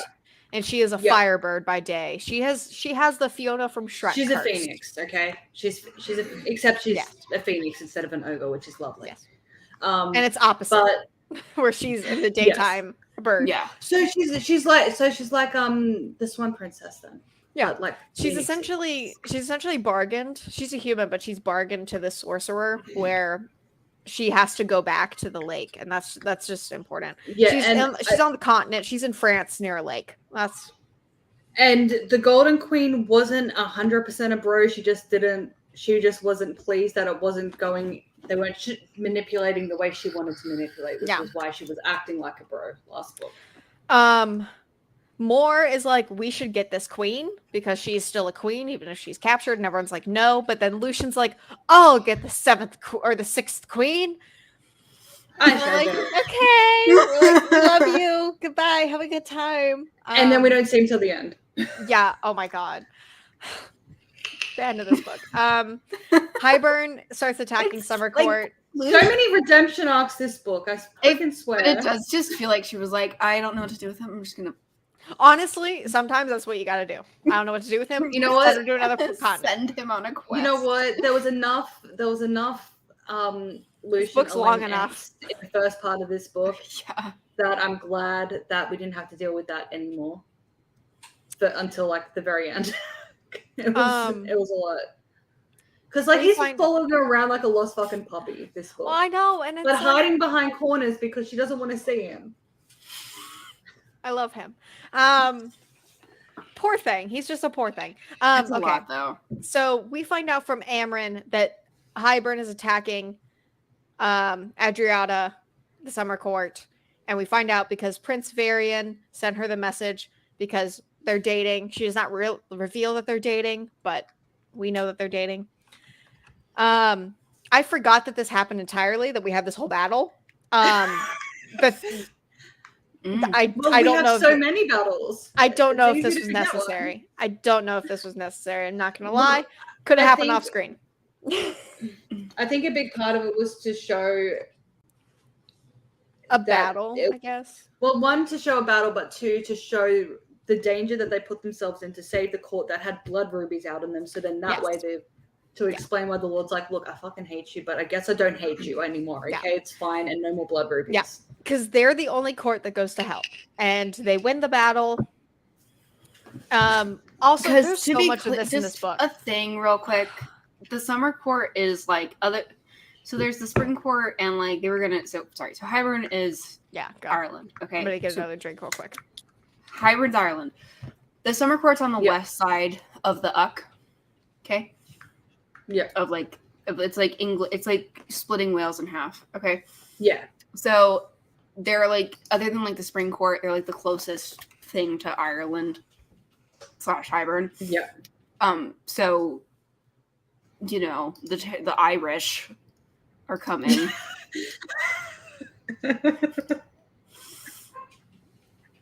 You're not wrong. You're not wrong. Mara, I have a question. I have an answer. Are you a Lord of the Rings fan? Yes, I am. Okay, give me a second. I'm coming back right now. Hi, hello. Because I'm going to say right as well, again. there is some Yeah, TJ knows what I'm about to do. Okay, because there is a Lord of the Rings moment in the final battle, by the way, as well. And I've been waiting to bring that up. Just one sec, though. This is not book related, but okay. Well, it kind of is, just not this book. But it's very important. The Summer Court was very much primed for getting got. So yes, because it's right there. It's just Okay, show me. I'm texting it because I don't know if he would want me to show it on stream. That is fine. To be clear, it's a sword. Just to be clear, it's a sword. But I don't know if he would really pull it out, so I'm texting that's it. Cool. Oh, beautiful. It is so cool. It's so funny. The past 2 days, we've just like walked over to it, pulled it out, stared at it, and put it back. Okay, I have a question. We don't know what to do with it. while we're It's on this real and tangent, it's sharp. Yes, It's real and it's sharp. Yeah, but while we're on the tangent, I have a question. Have you seen the two Legolas related things on TikTok about Lord of the Rings? where it's like I've seen one of where it's like doesn't know the his entire name. the first Okay, sorry. that's one of them. Yeah, where Frodo doesn't know the theory that Frodo doesn't know Legolas's name. Yes. But it actually, when you think about it, though. Well, because the second one is they don't the entire ever, do they ever series of interact? only the entire series, but only when Legolas speaks to Frodo, and you have my bow. That's it. The same way. That's the only time Legolas speaks to Frodo. All three movies, including extended editions, including the extended. You have my bow. That's it. But when the reunion happens at the end, when Frodo's in Rivendell and he wakes up, and then they all start walking, and Gimli walks in, and Frodo, like, you see him mouth Gimli, and then Legolas walks in, he's like, and then Aragorn walks in, and he's like, Aragorn. but yeah, when Legolas walks in, he's just like blank face, like, who the fuck are you? So the theory is that Frodo does not know Legolas's name. I can see that. I'll find them and I'll send them to you. Okay. They're funny. Oh, they're so funny. Anyway, sorry. How far are we? We're doing really good. We're over halfway through. We're over halfway through. Okay, good. So we're doing really good. I lose all sense of like time and direction. See, because the thing is with this book is a lot of the things that happen are really long battle scenes, and the only battle scene that I really need to get into is the last one. Yeah. So like otherwise I can skip quite a lot of stuff. And this is something that happens a lot in this book. She goes into Rhys's mind to see his perspective, and I think that that's silly. I don't like it. I don't. Cheating. It's cheating. It's to get it. It's to get it. It's so we can see his perspective. Yeah, I don't like it. But we find out that Hybern holograms himself there. That's it. Because how I would have preferred it, like it was like one thing in Vampire Academy. With this, I would have preferred just if you're gonna do it, cut to third person Rhys, or don't do it at all. At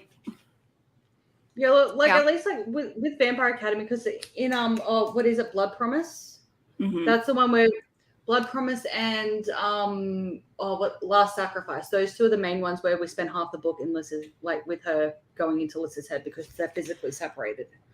But it had been established since book one that she did it, that she can, and it was a gradual thing, and it made sense for the books we were in to do it that way. It's a thing that you like kind of expected, was like part of the book, and also and especially in Blood Promise, because the plot was very reliant on her being able to go into Lys's head. But also the other thing that hasn't been established. In book one, she went into Rhys's head. Go. Sorry. Yeah, but it was done a little bit differently in Vampire Academy, because even when you're in Lys's head, it's Rose narrating to you what Lyssa's seeing. So Rose is that's how it is. Injecting her own.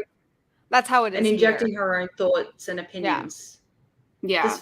I don't remember Feyre really injecting her own opinions too much. No, but so it's not. No, so it's really different. It's still but it was still her narrator. So I guess that's right. Where no, I mean like weird. when it's in Vampire Academy, it's like Rose is in Lyssa's head, and she's like, Lyssa is. It's like she's still Rose. She's like, Lyssa is kissing Christian, and I'm feeling turned on, and I hate it, and it's upsetting me, and I wish I was in my own freaking body. And who the fuck is Lyssa? Lyssa in Vampire Academy. Lyssa is her best friend. Do I need to fight her? Yes. Kissing my husband. So it's Rose's consciousness inside of Lyssa's head, and she's narrating what's happening. Yes, so she's like, you're right. So Lyssa is walking to so it's Rose, and it's still Rose though. Where with Feyre, it's like I slice the person Rhys. in half. I become Rhys. It's like and so it's cheap. I either prefer completely switch to like we are watching Rhys from a third person POV, like be done with it. Or I like the Vampire Academy way where like we're still in Feyre's head. And Feyre's like, I am now in Rhys's head, and Rhys is thinking this, and I know this because I'm in his head, and then he's doing this. But I'm like, wow, I can't believe he did that, you know? Yeah. Yeah. I agree. Yeah. I think the whole scene's irrelevant. Yeah, I mean, there's also that. There's also that point, you know. Effectively, that scene was just like the King of Highburn likes to do with and it's literally it's a nanner boo boo leave. And we see Tarquin for just a second, and he's like, "Night court leave." Was that a Noah attack sneeze again? Yeah, fuck's sake. Her and Reese. Farrah and Reese have a chat. She's like, "You're not gonna die," and I wrote it down because I know Reese dies. She's like, "We need to show the other High Lords." Does it count as dying though when he's back like 2 seconds later? I kind of like in the grand scheme of things. It's Vampire Diaries. I don't know what you want. Everyone dies. We don't have time to be sad about it. Hey, at least in Vampire Diaries, they like held funerals for people. They cried. Yeah. I mean, Farrah cried, but then was like, wait a minute. 1, 2, 3, 4, 5, 6, and there's all of us here. Yeah. She's like 1, 2, 3, 7. Get everybody right now. Circle up, guys. That was actually a really sweet moment in that, but we'll talk about that when we get there as well.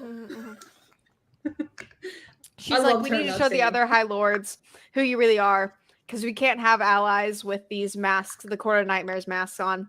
We all make it back home. Nesta was worried about Cassie and eyeball emoji.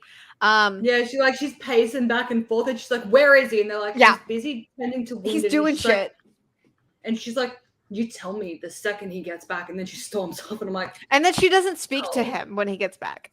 Whatever. But she's furious at him because because we're not logical beings, okay? Yeah. She's furious that she thought he might die, okay? And it's his fault. And then we have another irrelevant scene of her going to see the bone carver again and just being like, "You sure you want that mirror?" And him being like, "Yep." And her being like, "Bye." Irrelevant. We didn't need it. Elaine's doing better. We're preparing for the big High Lord meeting. I said all of this shit could have been cut because I guess it's just like it's politicking. Yeah. Sometimes you have to show the politicking though. She managed to make it not too boring, okay? Well, no, this is before the meeting even starts. Yeah, this but before the meeting, I think it's like training and stuff.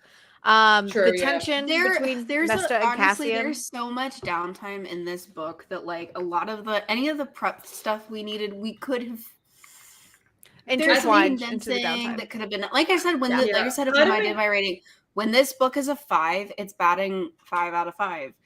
When this book is not being a 5, it's like it's a 3. Yeah. Part of me's like, I'm wondering if she was trying to just, because like the battle scenes can be a bit intense or whatever. I think she was trying to just like make clear distinctions between. Plenty of. She's like, we all need some downtime before we start cutting everyone up again. I mean, yeah, I don't know if it had to be quite so much downtime though. And that is true, but at the same time, like, I don't know. This is why I say when you have like one perspective, especially when it's like just Farrah's perspective and stuff like that, you know. And you have these really, really long word counts, you're always going to run into like parts of the book that are just very difficult to get twiddling through. Your thumbs. Yeah. Yeah. And that's why I don't think that like these like tomes of books are all that helpful for the most part. Yeah. Cause it's a big book. It leaves a lot of things that you're like, you could have cut this or you could have done this. But also, I want to see how long the final battle is. Oh, also, I want your perspective on this, right? I saw a TikTok yesterday. It was this girl like this describing the difference and like why a lot of people that get a book recommendation on TikTok end up being about it. And this is the issue that you were saying. Was because it's difference between a romantic fantasy and a fantasy romance. I saw this TikTok. And she put this into the fantasy romance category. I'm like, and I disagree completely. I disagree completely. Here's the other problem though. Here's the other problem. Here's her problem was she only had 2 categories, right? Where she had fantasy romance, romantic fantasy, which I would put in the same, that's just the same thing twice. Okay. So shut up.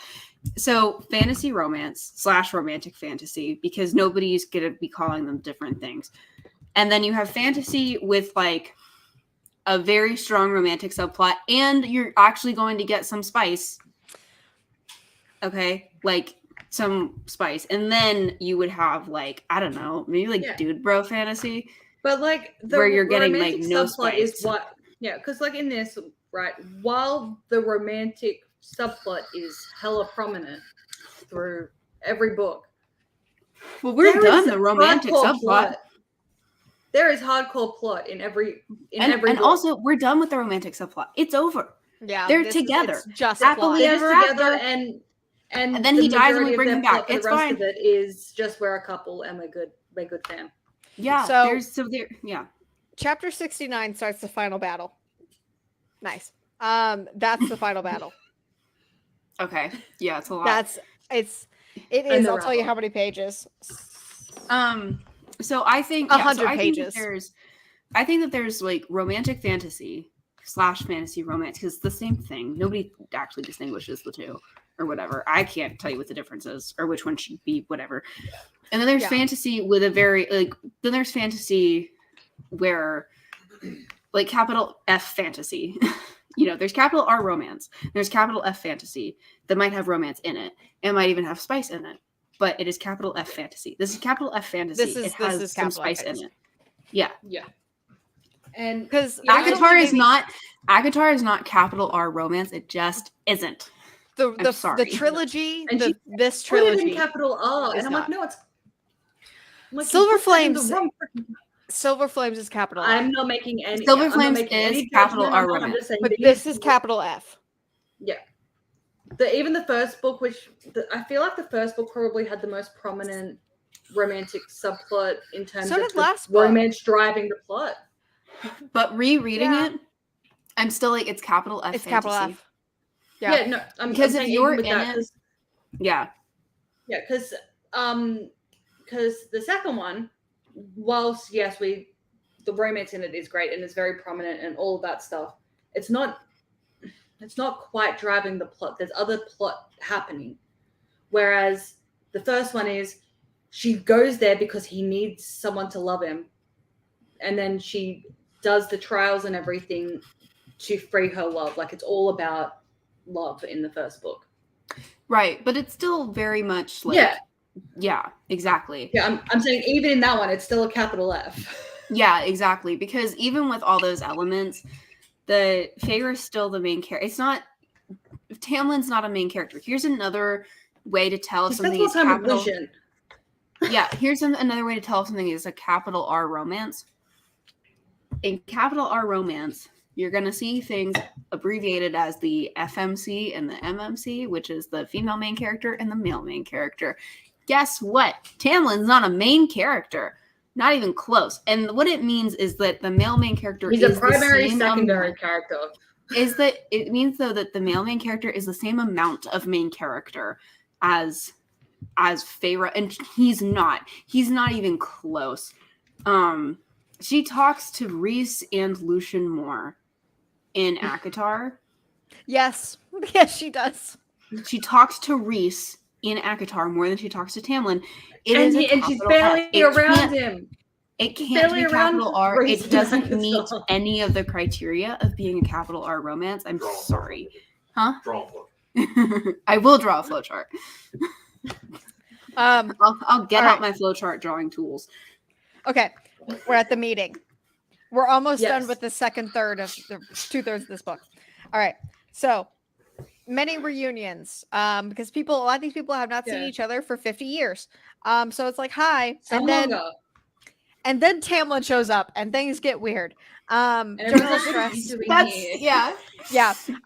He blames Rhys for everything and saying that their goal is that Rhys and Feyre's goal is to become king and queen of Prythian. Tamlin is also, though, like, I'm here to fight Hybern, and he's just generally being a horrible person where he's like, Rhys, you were Amarantha's whore, and now Feyre's your whore. Oh, and then when he fought, because then when she says something or does something, and one of the other High Lords is like, "Excuse you, you're just the woman." He hush. Yeah, and she's like, "I'm a fucking high lady." Yeah, they're like, she's, and Tamlin's like, "Oh, I see what happened. Because you asked me if you were going to be high lady, and I told you that can't happen. And so you went and found someone who would give that to you. Who would make you, yes. Oh, yes. Oh, it's so spicy. It's all very tense. Look, I can understand his saltiness to an extent. To an extent. Yeah, to an extent, but like, because she did leave you at the altar. At the end of the day, she left you at the altar. Or she was taken at the altar, but then never was like, let's get married. But then she never was like, let's get married. And now she's like, boinking him. She's married. She's high lady. Which I will never forgive. And I will never forgive that we didn't get their wedding. And she's no longer sallow cheeks. And how dare she be healthy now? Yeah. Tarquin. And I think that's probably half of his issue as well, is he can see just how much better off doing without him. Well, and he's projecting his self-loathing onto them. And Lucian is also standing behind Farah. And doesn't even acknowledge. He doesn't even look at his former best friend. Like, fuck. Yeah, Tamlin has lost everything over this. He was like, I'm gonna send like some guards over there, break a curse. It's gonna be great. It's not great. It's bad. It's bad. I think a big part of his issue is he was stuck in the sunk cost fallacy, and then a lot of this is behind the scenes, but he's trying to claw his way out of the sunk cost fallacy by the end of the book. Yeah. Tarquin. I'm hoping there's redemption for him because he was. Yeah, I love him. This scene is so long. It is multiple chapters of them just talking in circles about Hybern. And I feel like it's way too long. The conversation would need to happen and on page, but not this long. Eventually, Farah goes sicko mode and uses her power on Baron, who is Lucian's father. Autumn Court High Lord. Some people are okay with the fact that she has some other power, but Baron is really mad. Then Nesta gets angry on Farah's behalf and talks about the cauldron and what she saw. And she talks about how the humans have had horrible lives. She alone starts to get through to Baron, but Baron still does not agree to join the Night Court. All but Baron agree. Well, except for Tamlin. Tamlin doesn't agree either. But all the other courts are like, we're with you against Hybern. Woo. And then later we're talking to Helion, I think, because Hellion. Mm-hmm. I think it's Helion. Like Helios, like the sun. Yeah. The day court. We're talking to Helion, or is it Dawn? It's Dawn. It's Dawn. God. We're talking to him, and Farah's like, he looks familiar. Yeah, he's like, his cheekbones are like fucking his complexion. And then like we find out that I don't have this in my notes. I'm just spitballing from my memories. That Helion was like in love with Baron's wife. Is in love with Baron's wife. They've been lovers forever. For a long time, for centuries. And conveniently, they started boinking at the right before Lucian was born. Like 9 months before Lucian was born. And then Farah's like, oh my fucking God. All of his brothers are quite pale. And he is not. And Lucian's real tan. And both of Lucian's parents are pale. Well, so Helion has like darker. He's got a Helion's he's sun-kissed. Well, he's supposed to be like full on. Oh, Lucian is sun-kissed. He has dark brown skin. Yeah, he has dark brown skin. Does? Okay. Yes. He does Summer Court. Yeah. And Lucian's just like dark tan. Like he's Reese level tan, which is weird because the Autumn Court people don't have that skin tone. And so Farah's like, oh my God, Helion's his dad. Helion's his dad. And Lucian is the heir to the Dawn Court. Or he could be. Does he have other children? He's the only child. Okay, well then yes, he is the heir. He is the heir to the Dawn Court. And she's like, Lucian doesn't know. Like, hey. Baron doesn't know. Oh my God, what is happening? Yeah. And then, because she's also like, but hang on, his powers, because it looks like the powers of them, like the two daddies, are similar enough or something. But then, Reese is also like, you realize his mother also has powers, right? His mom has the fire thing power. The fire thing is very strong in her family. Yeah. And she's like, That makes sense. Yeah, her and Reese have their tea time about this. Because that was like fun. And it appears that I loved it. When I say Daddy Dearest, I mean his legal daddy. Daddy Baron, Dearest, I think at least suspects or knows or something, and that's why he hates him so much. And the brothers know, or at least the oldest brothers brother definitely knew. But if Baron fully knew, I think Baron suspects but does not know. Because Baron would just kill Lucian. Yeah, no, only the oldest. What's his Eris? name? Yeah, Eris. I think Eris is the only brother that does know. Otto, I swear. Because he's the only one that doesn't. That has never.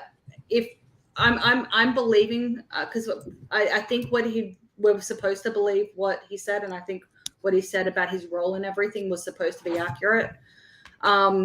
He's the only one that hasn't been involved in trying to kill Lucian beyond the I think so. chase scene at the beginning of the book, because he's not a threat, because he's never going to be the heir, because he's not. He was also the seventh son. Like there was no way. Which is why like when Lucian first talks about him, like everybody's trying to kill him, I was like, but you're the well, I think it's established in the first book from memory. It's not by birth order; it's by power, which is why Tamlin's brothers. It is by power. Oh, is it? Yeah, it is by power. Tamlin's brothers didn't see him as a threat because he had no interest in it, but because he was going out and training and doing this and all of that, he'd rather play the fiddle. Didn't die, he still would have become the heir, Tamlin, because of his power that he had. But also, Lucian and Tamlin did kill 2 of Lucian's brothers, so that could also be part of. And also, Lucian fell in love with a commoner. Like, there's a lot of reasons why the brothers hate Lucian. Otto, I swear. But Eris doesn't give a shit whether or not he lives or dies, because he's like, he's never going to take my throne. Yeah.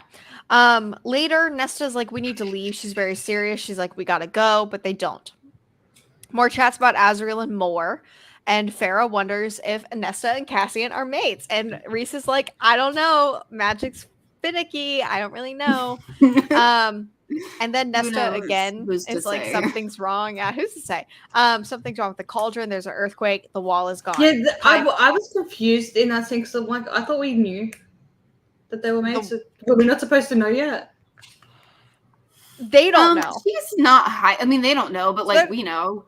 Yeah, but like we know because we've read books. You know, like she's the author is not hiding it from us, I guess. No, she's not hiding it because also she's being very obvious about how they're madly in love. like they have never kissed. They have never done anything. They're madly in love. Okay. Otto? Because I swear we knew. I swear we officially knew. No, we don't. So I reread. Sometimes you as a reader are just like, oh, cool, they're mates, and you're like, now I'm excited to watch them find out. You know, because like I reread Silver Flames earlier this year, but I didn't get to. I got to where her and Cassian decided that they were like together, but the mating bond hadn't clicked yet. So I really Otto. Was that what that conversation was? When they asked, was she more asking like, is the mating bond like clicked yet, versus are they mates? Otto, just close the door.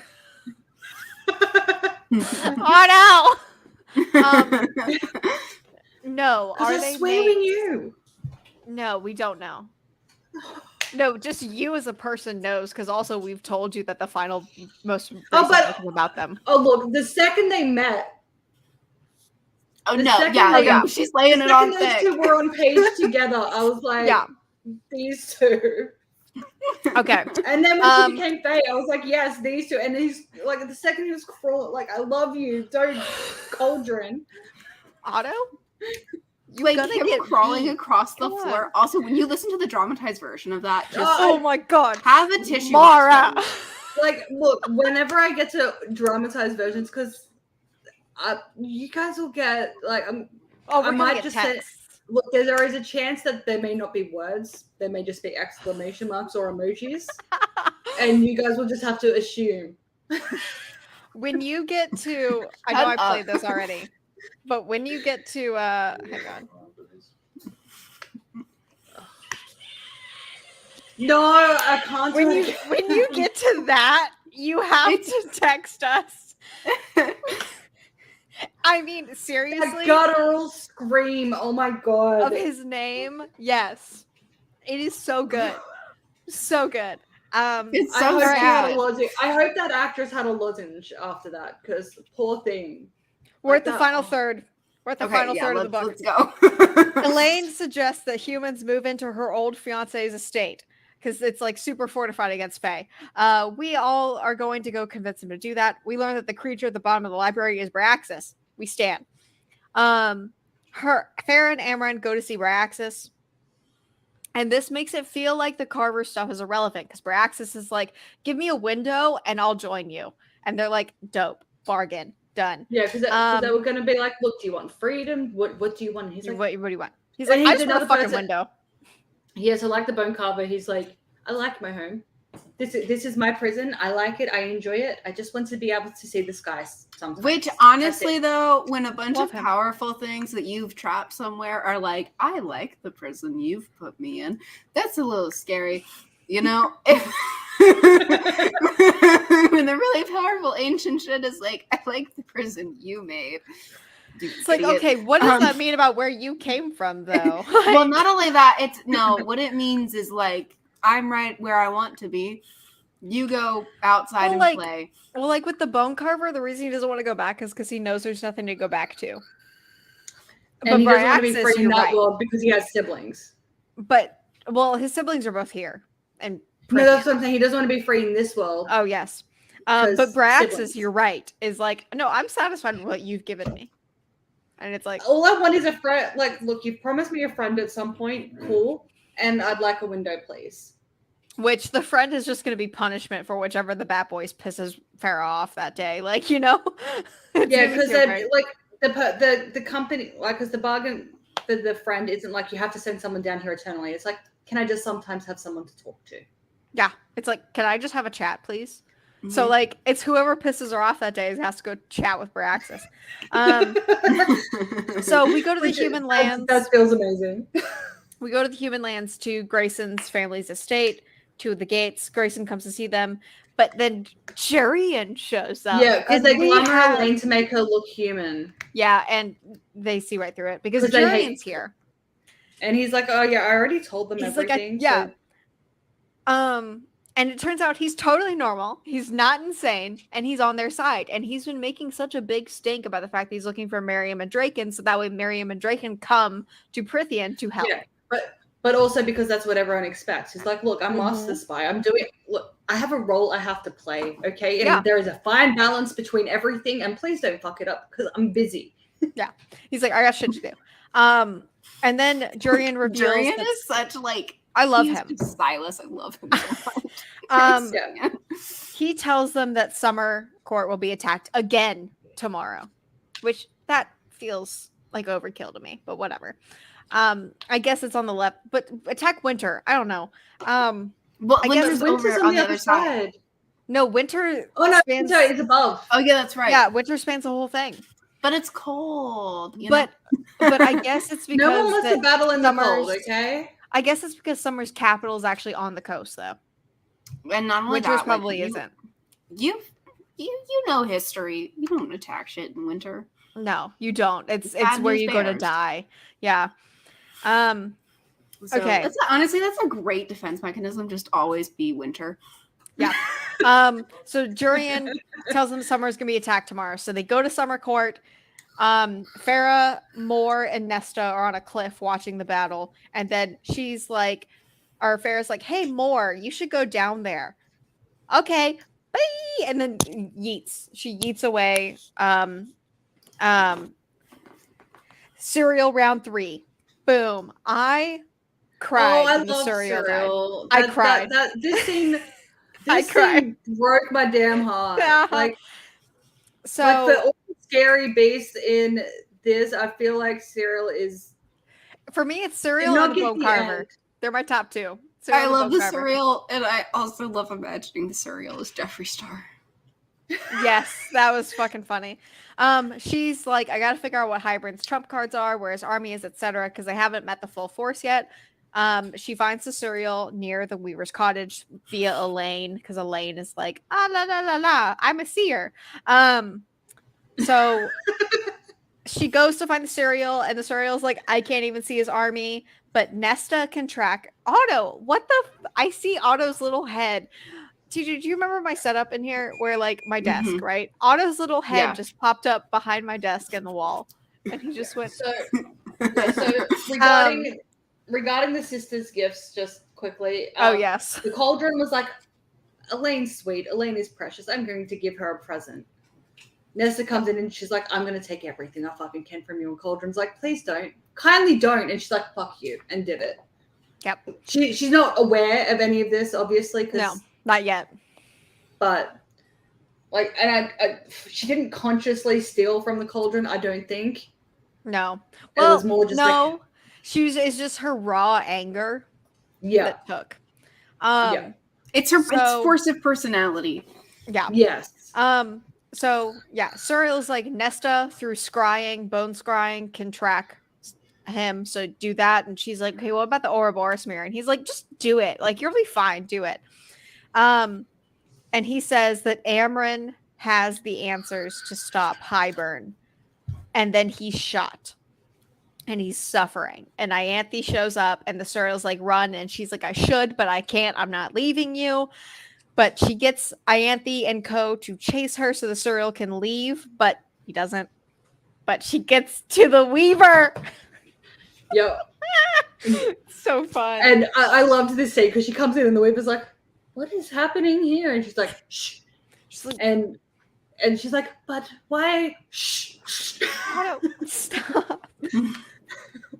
And so then, they all run in. The others are like, we know you're in there, and they run in, and she's hiding like, behind the door, and bye.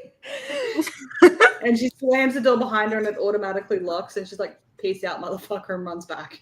She runs back to the Suriel and tries to save him. And she's I'm like, not gonna lie, part of me was worried that because the deaths didn't happen on screen, I was like, oh yeah. But no, it's all good, it's fine. Yeah. Oh yeah, Ianthe's fucking dead. Yeah, Ianthe got by the Weaver, which is amazing. and the Weaver takes her gemstone, her like diadem, like teardrop diadem, takes it. It's great. She's like, this is mine now. It's pretty. So she goes back to Suriel, tries to save him. He says, I'm dead. Just will you stay till I die? And she's like, of course I will. And he repeats, stay with the High Lord. And she realizes he never meant Tamlin. He always meant Rhys. So I'll stay with Rhys. It is so sad. He dies, and we never learn his name. Yeah, because she even says, like, Suriel is not what's your name? And he's like, it doesn't matter. It's the classification, I guess. So sad. Okay. And who finds her? Because like they did this nice little Helion finds her, and Helion's like, look, and she's a wreck, right? She's like, we can't just she's like cradling the Suriel, head to his chest, like sobbing.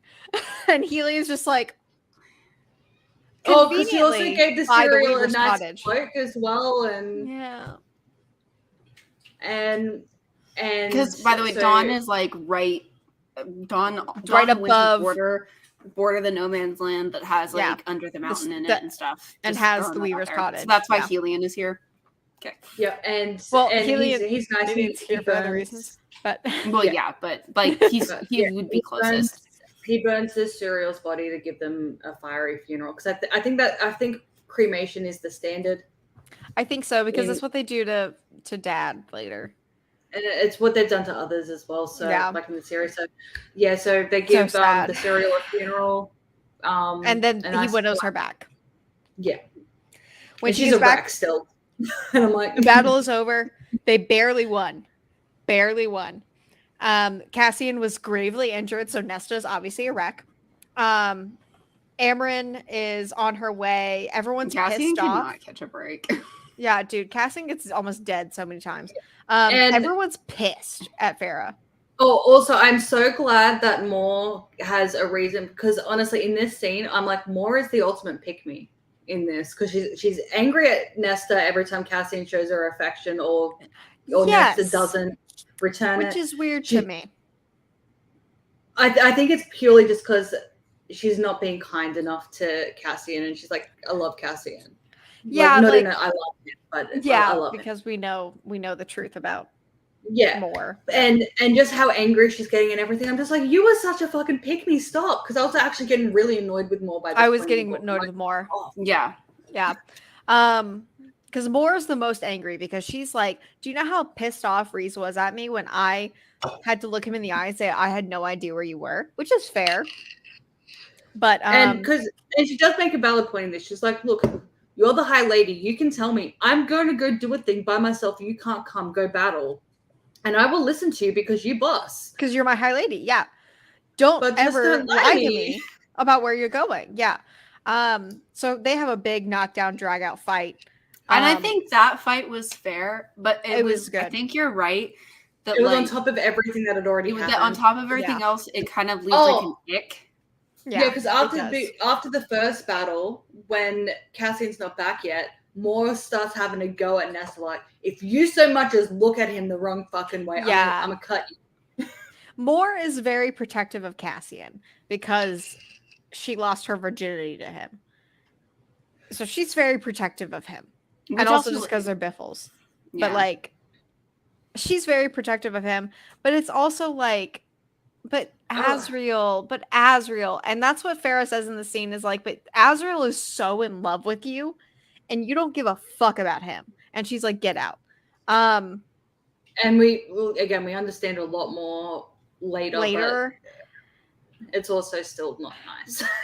Yeah. She goes, okay, so Nesta is going to try to scry to figure out where Hybern's army is. She goes into Nesta's mind. Cassian is like, Nesta, like it's a whole thing. We figure out that the army is located deep in human territory and we are horribly outnumbered. We also confirm that Prince Varian from the Summer Court and Amaran are blinking. The cauldron is watching them. Those that were made can hear the cauldron. Yep. And because they're all like, "What's happening? Why are we hearing like buzzing or whatever?" Farrah, Nesta, and Amaran are like, something's amiss, and everyone's like, "We hear nothing." But then Azriel's like, us. And then Azriel's like, "Where's Elaine?" And they look, and Elaine is gone. Dun dun dun. They're like, we're getting her back. Farrah and Azriel are going to go. She's going to be. They got her back way too easy. I will say that. That's why I feel like I thought she was irrelevant. I thought she was going to get kidnapped way longer than what she was. That's why I feel like it's irrelevant. Because they make it this need to happen. Yeah, this didn't need to happen. Needed to happen. They get her back. Yeah, it's like, oh no, and then that's it. They rescue another child of the Blessed or whatever because she was getting. Or she's getting killed. I feel like we learned nothing from Elaine getting kidnapped, and other than Tamlin is secretly on their side. Oh, who cares? But that's the only thing we learned. Him and what army? Sorry. Yeah, his like 4 people. Yeah, right. That's a point he keeps making as well, and I think that's another reason why like it's kind of fair that he has all this resentment because he's like, I had people, okay, and now my entire court's undefended because you decided because you fucked it. You know what would be fun? Making everyone hate me. Which, look, I think he deserved it, but I don't know if his people did at that point. I don't know. Oh God, we're almost to the final battle. If that didn't happen, though, would he have turned back? I think he would have, anyways. But I think that it was just it publicly happened because Farrah decided to show up, and yeah. So.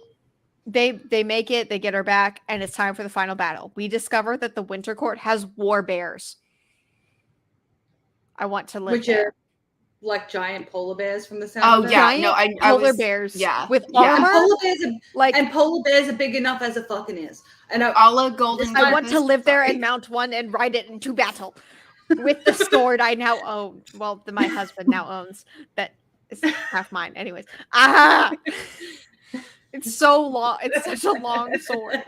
Anyways. Well, it's Aragorn's sword. That is not a short sword. I held it at my hip and tried to like pull it out, and I was like, was like, I'm gonna cut myself on accident. Like, yeah, no, those are not like you need if you want a sword that is appropriate for your size, you need Sting. Well, next year I'm gonna get me a. Next year I'm gonna get me a sword. Even a sword. They actually had a matching dagger, and if they have it next year, I might get it. Moore admits she's gay. It's a very, very long scene of Moore saying that she's gay. So and the reason why she chose Cassian over Az all those years because Azriel's in love with her. Yeah, and she's like, "What? I had to do a thing to make everyone think I was straight because, like, my father." Yeah, because it doesn't look like because she has to produce an heir or something. Like it's an expectation of her. And this is a funny TikTok trend that Azriel is not that good of a spy if he does not realize that the woman he's in love with is gay. That's another like one of those like Farrah's bad at painting things. Yeah, I will say though, it looks like because she even says though that the only time she ever accepted it herself was when she had that fling with the Golden Queen's heir, or not heir, ancestor. But yeah, she had that tryst, and other than that's it. Like that's the only gay thing she has ever done in her entire. Well, it's the only like relationship she's done gay things. But that was the only relationship. Say this, like we haven't actually seen any like depictions, or we have no idea what anything of her life has been like. But also, like, it's important to know that she has slept with multiple men. She did boink Lucian's dad earlier in this book, his actual dad, like his biological dad. So, like, there is also that. But we also don't actually get. So I've actually seen some people say like, well, like they think Moore is bisexual, not anyway. Yes, well, she says that. She says that she's okay with boinking dudes, but she would rather be with women. Yeah, but we also don't know like what the society like. We actually don't have enough information to even say like what the societal. It seems like the societal norms are against it. Yeah, especially Nightmares. Valara seems okay, but other courts and Nightmares seem like against it. Yeah, and I will also defend Azid on another thing as well, because just because he's capable of spying well does not mean that he's going to choose on someone he loves. On his close friends and peers. Yeah, I agree. But she's never told Azriel because she's scared to break his heart, and Farrah's like, you really need to tell him because he's been pining over you for 500 years. Like, it's never gonna go anywhere. And she's like, yeah, I just don't want to make him sad. And Farrah's like, okay, he is sad. Like, he has been sad for half a millennia. Yeah, but like, you gotta tell him. Like, you gotta at least tell him it's never gonna happen. Because he's like the kicked puppy of the series. Yeah, like poor baby. Amarin comes in like, those of us that were made when this battle starts need to head to the cauldron. So Amarin and the Archeron sisters. Big battle. Okay. It's about to be a big battle. She's like, I gotta get the bone carver. So she does not tell anyone where she's going yet again. Goes to get the Ouroboros mirror. And then we go to the bone carver. And he's like, hello, Farrah, darling. And it's like, okay. Yeah, so it turns out the mirror just shows you your true self, every aspect of yourself. And not a lot of people like that. And she's like, look, I lived under the mountain for 3 months. Yeah, she's like, it sucked, but I love myself, so I'm good. And he's like, okay, well, you are worthy of help. Yeah, he's like, I didn't want the mirror for anything other than knowing that the person that I will likely die for is worth it. And you're worth it. And it's very sweet. So, yeah. Before the battle, Azriel gives Elaine Truth Teller that will always strike true, that has a sister blade. That's not in this universe. This is the final calm before the storm. I almost cried because Reese gives the pre-speech where he tells everyone what they mean to him. And I knew that he was going to die. Like, I know it wasn't permanent, but I still know that he's going to die, and everyone was going to be like, when that speech happens, either someone either like Someone's gonna one die. or all of them are dying. Someone's gonna die. Yeah. I mean, two Or of them well, died. you suck at writing books. Yeah. Well, two of them died. They came back, Yeah. but two of them died. Yeah. Well, it's like, well, one of us is not gonna wake up tomorrow. Yeah. So the battle starts, and Farrah is like, you know, Reese, they're staying on like a cliff, and she's like, I never got you a mating present. So I didn't know what to get you. So here's your mating present. And it's Braxis and the Bone Carver. And he's like, you know, Farrah, that's really funny. Because I didn't know what to get you. So I got you the Weaver. And it's the Weaver and Braxis and the Bone Carver. They're the first wave of the attack. And they just decimate. And Reese is also providing backup because he mists people, which means he just snaps his fingers and people turn into blood mist. So shit, it's so good. Yep. But I love the wedding present thing. It's like, I got you some murderous creatures. And you know what? One thing that is nice is the Weaver and the Bone Carver got to, I guess, kind of without words, settle a millennia-long difference between the two of them. Kind of. Well, between what the twins? Well, the Weaver gets very upset. Yes. Oh my god. He's been hiding in that prison for millennia. Yeah. Because he's like, my twin sister wants to kill me, and then when he dies, she's like, she's livid. She's not a happy camper at all. No, because she tries to warn him. Brother. Yeah. So they got to just have that like nice little moment before. Yeah. I was like, it was a time. I mean, from here on out, assume that I was crying. Yeah, like, just from here on out, assume. Yeah, because also the Bone Carver, like he kind of like looks to Feyre and he's like, Mara, wait till you read, or not read this. Wait till you dramatize this. It's so good. It's so good. He knows you're gonna be sobbing from here on out. He knows, and he's just like, goodbye. Like to Feyre, he's like, I love you, mother who is not my mother. Yeah, he's like, love, bye. So yeah, he's like, I'll be seeing you in another life. Goodbye. So it seems like a slaughter at the start. Baron's army shows up. Tamlin's army shows up. Grayson's, so the human army shows up. Jurian on our side. They're all showing up, and they're like, oh my gosh, this is great. The battle's decided. We're going to win. So the Maid Ones start heading for the cauldron. Nesta stumbles. Hybern is rousing the cauldron to do an ultimate, essentially. And Nesta's looking around as they prepare for the blow, and she starts screaming Cassian's name, which is what I have played twice tonight, is her screaming his name to try to draw him over to her. Because if she had not done that, he would have been misted. He would have been decimated because all of the Illyrian fleet gets killed. Or most of it gets killed in one strike from the cauldron. And it's so you gotta listen to the dramatized version ASAP. Cassian is running for her. He's just running for her. The cauldron goes off again, and this is when the Carver dies. You hear the Weaver scream like bloody murder. Have you seen the illustrations of her? She is scary. No, I've seen the surreal illustrations. The Weaver, I looked her up. She's and I looks like a possessed demon child. And well, also, but at this point, they're both disguised. The Carver and the Weaver are disguised as High Fae.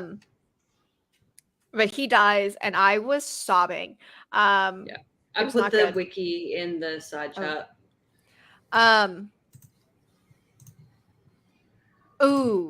She's cool. Right? Because when Feyre last saw her, she looked like an old crone. Because she still the reason she weaves is because she steals the life and becomes young and beautiful, and because she just had a nice, beautiful meal of Ianthe and the others, she is now young and beautiful again. Oh, that's scary. Oh, clicking through the wiki just made me remember who their older brother is. We do meet the older brother. Okay. Kind of. Tangentially, we meet the older brother. So Cassian lands next to Nesta. They're arguing about who's going to go in for the cauldron, and the Illyrians are decimated. We are losing the battle. Farrah asks Amren if just Farrah and her can break the cauldron. and then oh my god, they look out in the distance and an armada appears. And yes, and this is the Lord of the Rings moment. Yes, this is because in the final battle of Lord of the Rings, like all looks like it's going to be lost, and then ships come. Well, so the first ships that come are Hybern. It is Hybern that comes first. Yes, that's right. But yeah, but like but the same thing happens. All is lost until the ships come. Yes, and everyone like re-rallies, and it's like And Rhys is like, okay, this is how this is gonna go. I'm gonna lead a charge, and it's essentially Farah realizes sending himself and his men and Farah and all of them to their deaths. And Farah's like, I can't let you, and he's like, too bad.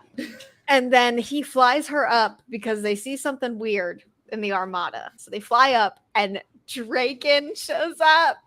And his accent in the dramatized version, I was not expecting, but it was good. Yeah. And then it's everyone. It's also Hybern, but it's everyone. Oh my god. Yep. And then look over and because who comes over? Someone comes over and he's like, so there's a thing. Draken's like, he's like, how did you know? And he's like, well, this thing happened, and there was this random man, and he was like, so I'm not going to let my daughters down. Draken's like, first, we heard that Jurian was back, and we have a score to settle, so that's why we're here. And then we ran into this human Vasa and some others, and Vasa said that this Prince of Merchants showed up and was like, I'm not gonna let my daughters down. He failed them before. He even named his 3 boats after them. And they see the Farah, the Elaine, and the Nesta, and their dad at the helm of the Nesta. Oh no. It hurts so bad. That got me. I was like, oh no. I was like, oh shit. And Vasa as a firebird is flying through and decimating Hybern's boats. I am heavily crying in the club is what I wrote down. And like because Nesta sees it as well, and Nesta's like, because Cassian has Nesta, and Rhys goes, meet Farah and Nesta, and Draken's just like, hello, good to meet you, and it's just so good. And Lucian's also on the boat, and it's oh my god, because but Nesta kind of like, I don't think she says it, but like she kind of just has like that daddy moment, like when she's like that little girl and she's like, my daddy loves me. Yes, because he's on the Nesta.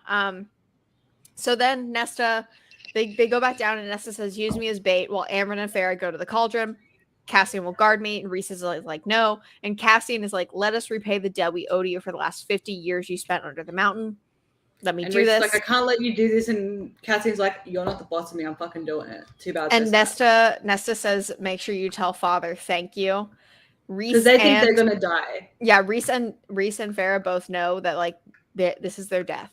They are gonna die, and oh god, a lot of self-sacrificing in this battle. We're going for the cauldron. The Weaver is carving a path. Amren and her making their way. Farah feels heavy power, which is Nesta building up. I wish we had more time. Is this where it is? Almost. Almost, yeah. Hybern walks by them, and the distraction is working by Nesta building up her power. But there's the Weaver in his path. He snaps her neck, and she is dead. We make it to the cauldron. But I love that. He's like, you're more beautiful than I ever realized. And she goes, you can kiss my feet if you would like. Yes. Like more, it's like just being like, I can't remember what she said, but it was something like to that extent. And she's like, as is tradition, like more or less being like, you're not gonna woo me. No. You're not gonna. 1, I made a bargain. 2, fuck you. And 3, you people killed my brother. And 4, fuck you. Yeah. A lot was said in that sentence. But he kills her. We make it to the cauldron. Oh, and it's awful as well because Farah's like she's a immortal death god. Maybe she would have survived the nap snacking until the hounds come and the eat hounds her. Came for her. Yeah. We make it to the cauldron. Both Cover and Weaver are dead. Amren is like, okay, Farah, grab on. I'm going to start talking. And then we find out that Amren lied the whole time. And I forgot that this happened because I knew that Amren became her true self, but I forgot that this is how it happened. Whereas she lied. She betrayed them all. She was never going to destroy the cauldron. And now we become omniscient. Farah becomes omniscient. She's seeing everything. Because she's tied into the cauldron. Which I would hate if it wasn't for the Nesta and Cassian scenes that we get. So we see Nesta and Cassian. She realizes that Cassian was the distraction and Nesta was never the bait. It was Cassian. Nesta will kill him. Hybern is there. Nesta's power vanished as Hybern has Mr. Archeron. He has a knife to Dad's neck. And Dad is like, I love you forever. And I'm so sorry, my Nesta.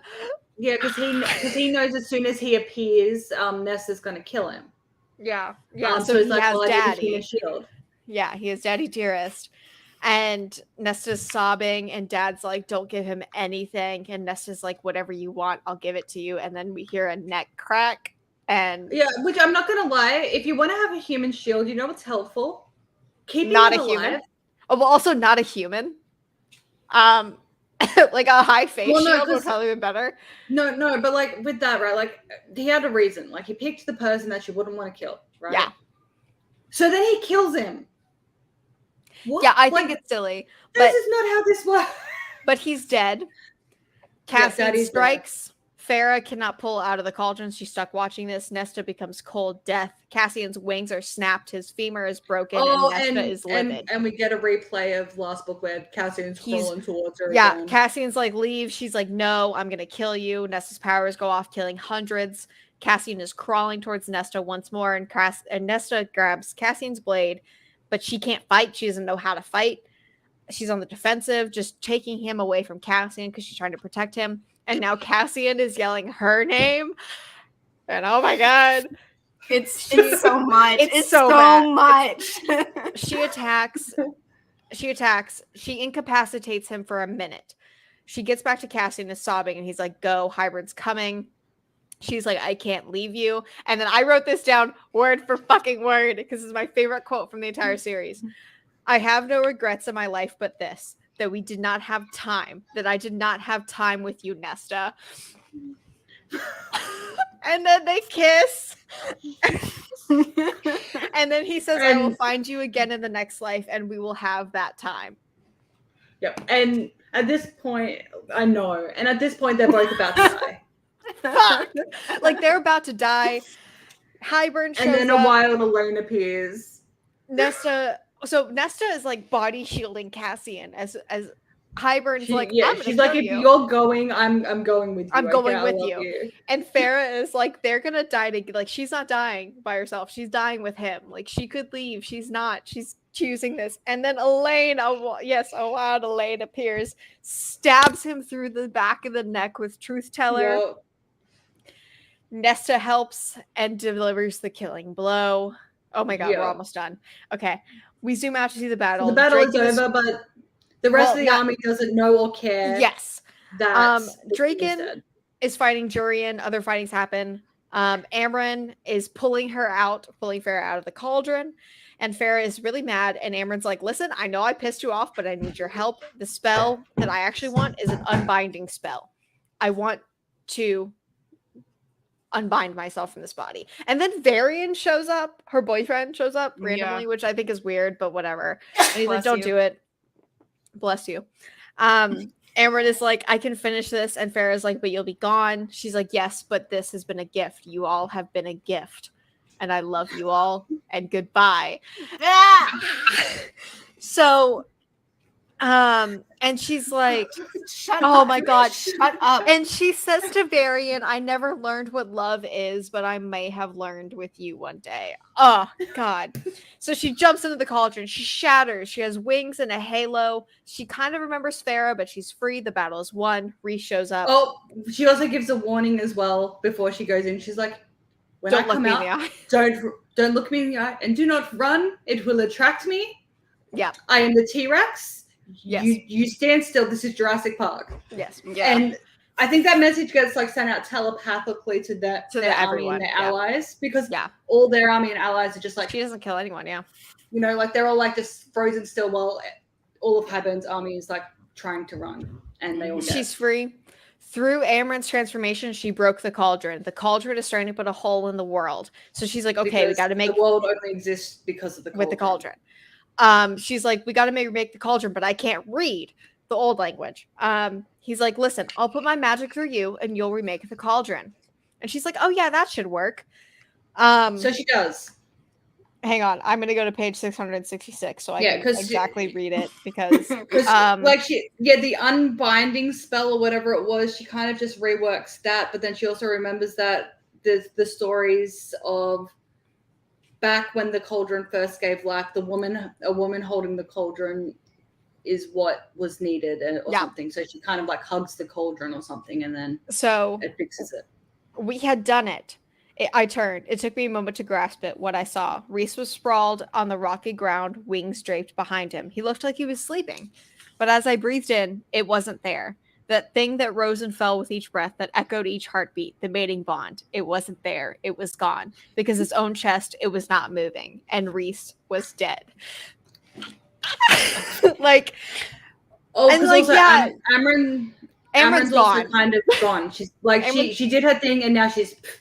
Yeah, she poofed. And like, yeah, reading this the first time, you know he's not dead, but like at the same time, he is dead.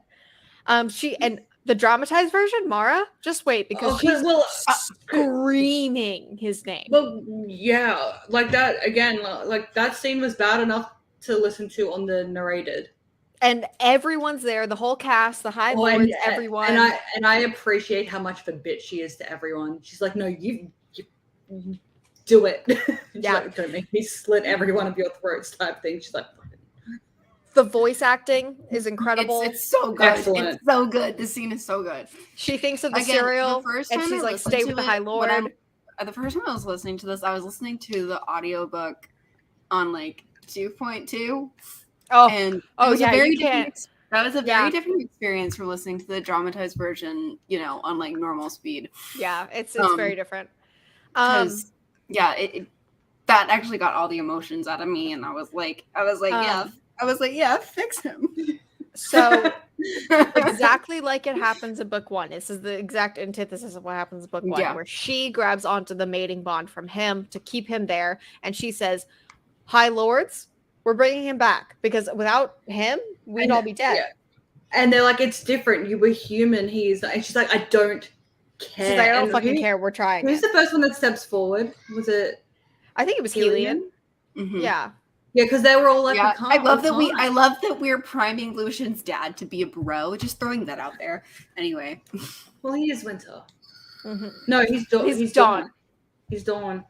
Oh, and it's actually kind of quite symbolic as well. Like, because dawn is the beginning of the day, and he's the beginning of the new life. Okay. So they do the thing where they bring him back, and she gives him Midnight Sun from her perspective, essentially, where she talks about Calumet and the first time we ever spoke to her, and like wonders that if it was him that brought her to Calumet that night, and talks to him until he finally wakes up. And his first words are like, "Will someone?" You just glossed over so much of it though, because like yes, the High Lords. So summer, autumn, winter, dawn, and day have done it, and then she's like, "Oh wait, me, High Lady, I'm me." Oh yeah, she can't figure it out. She tries to do it, and she's like, "How?" And then a couple of them start snickering, like, "How do you not know how to do this?" She's like, "How?"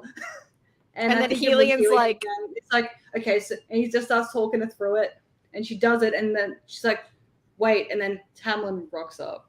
It's the last one, and she's like, I knew I was missing something, I didn't know what, and she's begging you, and she's like, please, I beg of you, I'm begging you, please, I'll give you anything you want, and he's like, and he's just staring at her with like contempt, and then he's just like, just be happy, Pharaoh, and did the drop, and. See, I feel like there is room for redemption for him. Yeah, because she's like, please, because he could have just anything, said no. anything, and then he just says, be happy, Farah, and then drops his essence onto Reese. Yeah. He's not even dead for 10 pages, guys.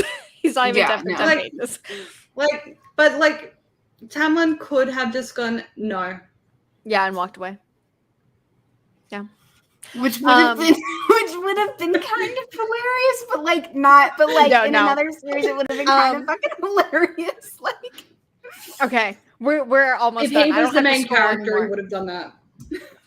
Yeah. So Reese wakes up and his first words are like, "Will someone get Amryn out of the cauldron, please?"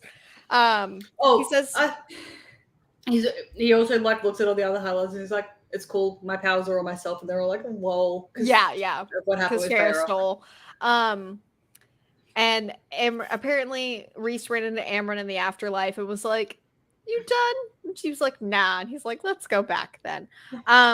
She's 100% high fae. There is nothing lurking beneath the surface. Lucian is here. Elaine's like, "I'm fine," and is like, "Are you okay?" Because Farrah's like, "Come on." She smiles at him.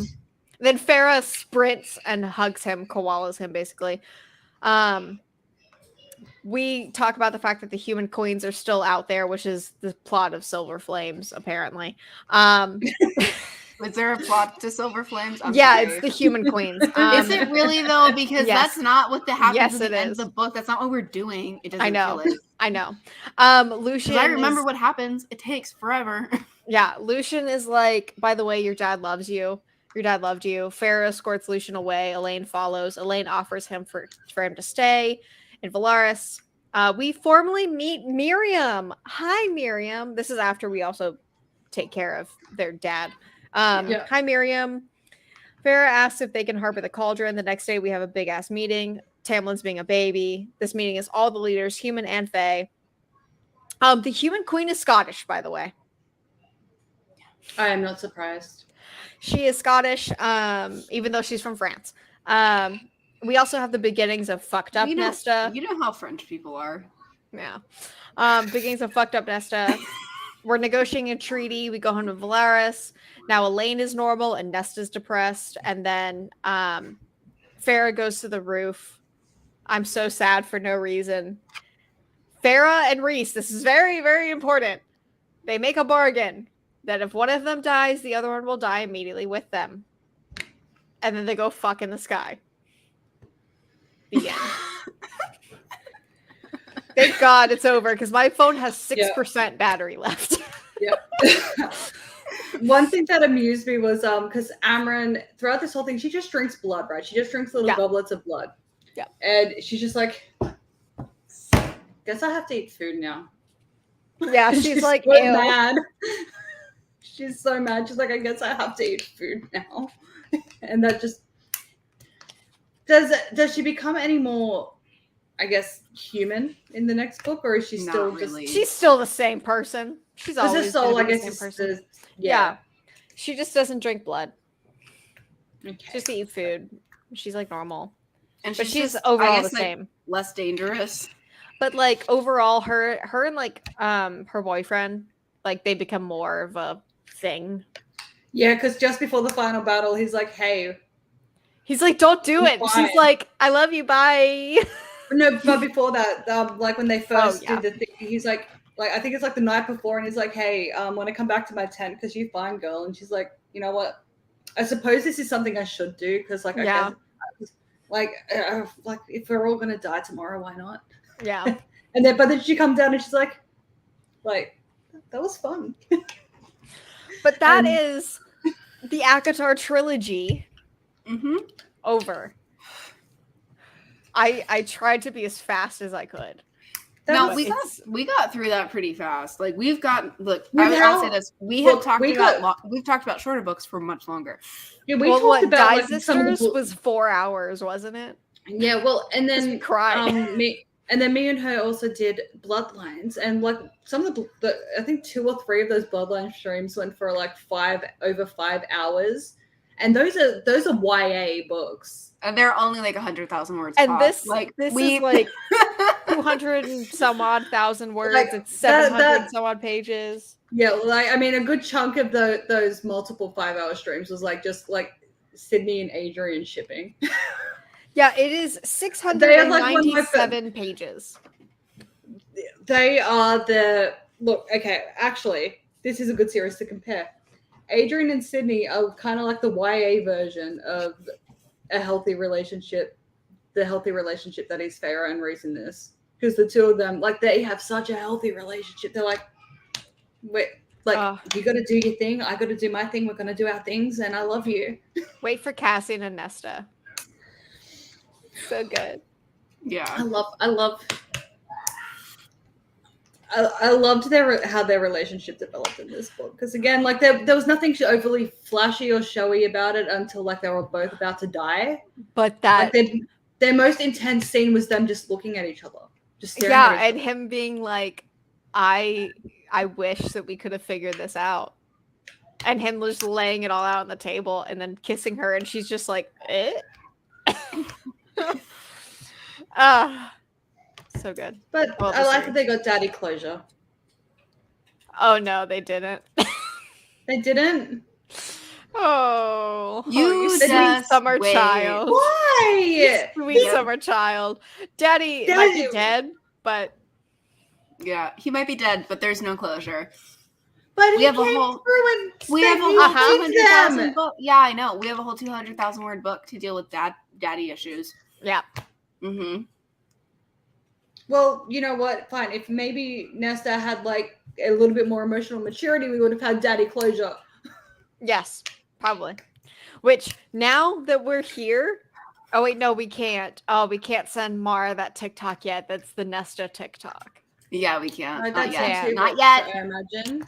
Well, but You can send that to me in 2 weeks, okay? Yeah. We're gonna get there because next week we're gonna do a Court of Frost and Starlight, ACOWAR, which I need to read. Oh, and now my phone's on 4%. Oh god. So anyway, You're on a computer. Why do you not have a cord right there? I'm on my one, my cord is really short, and two, I'm on my PC. I'm not on my Mac. Because my big computer is my PC. So that's what we're doing next week. And yeah. Yes. So we will Excitement. see you guys then. Okay. Bye. Bye.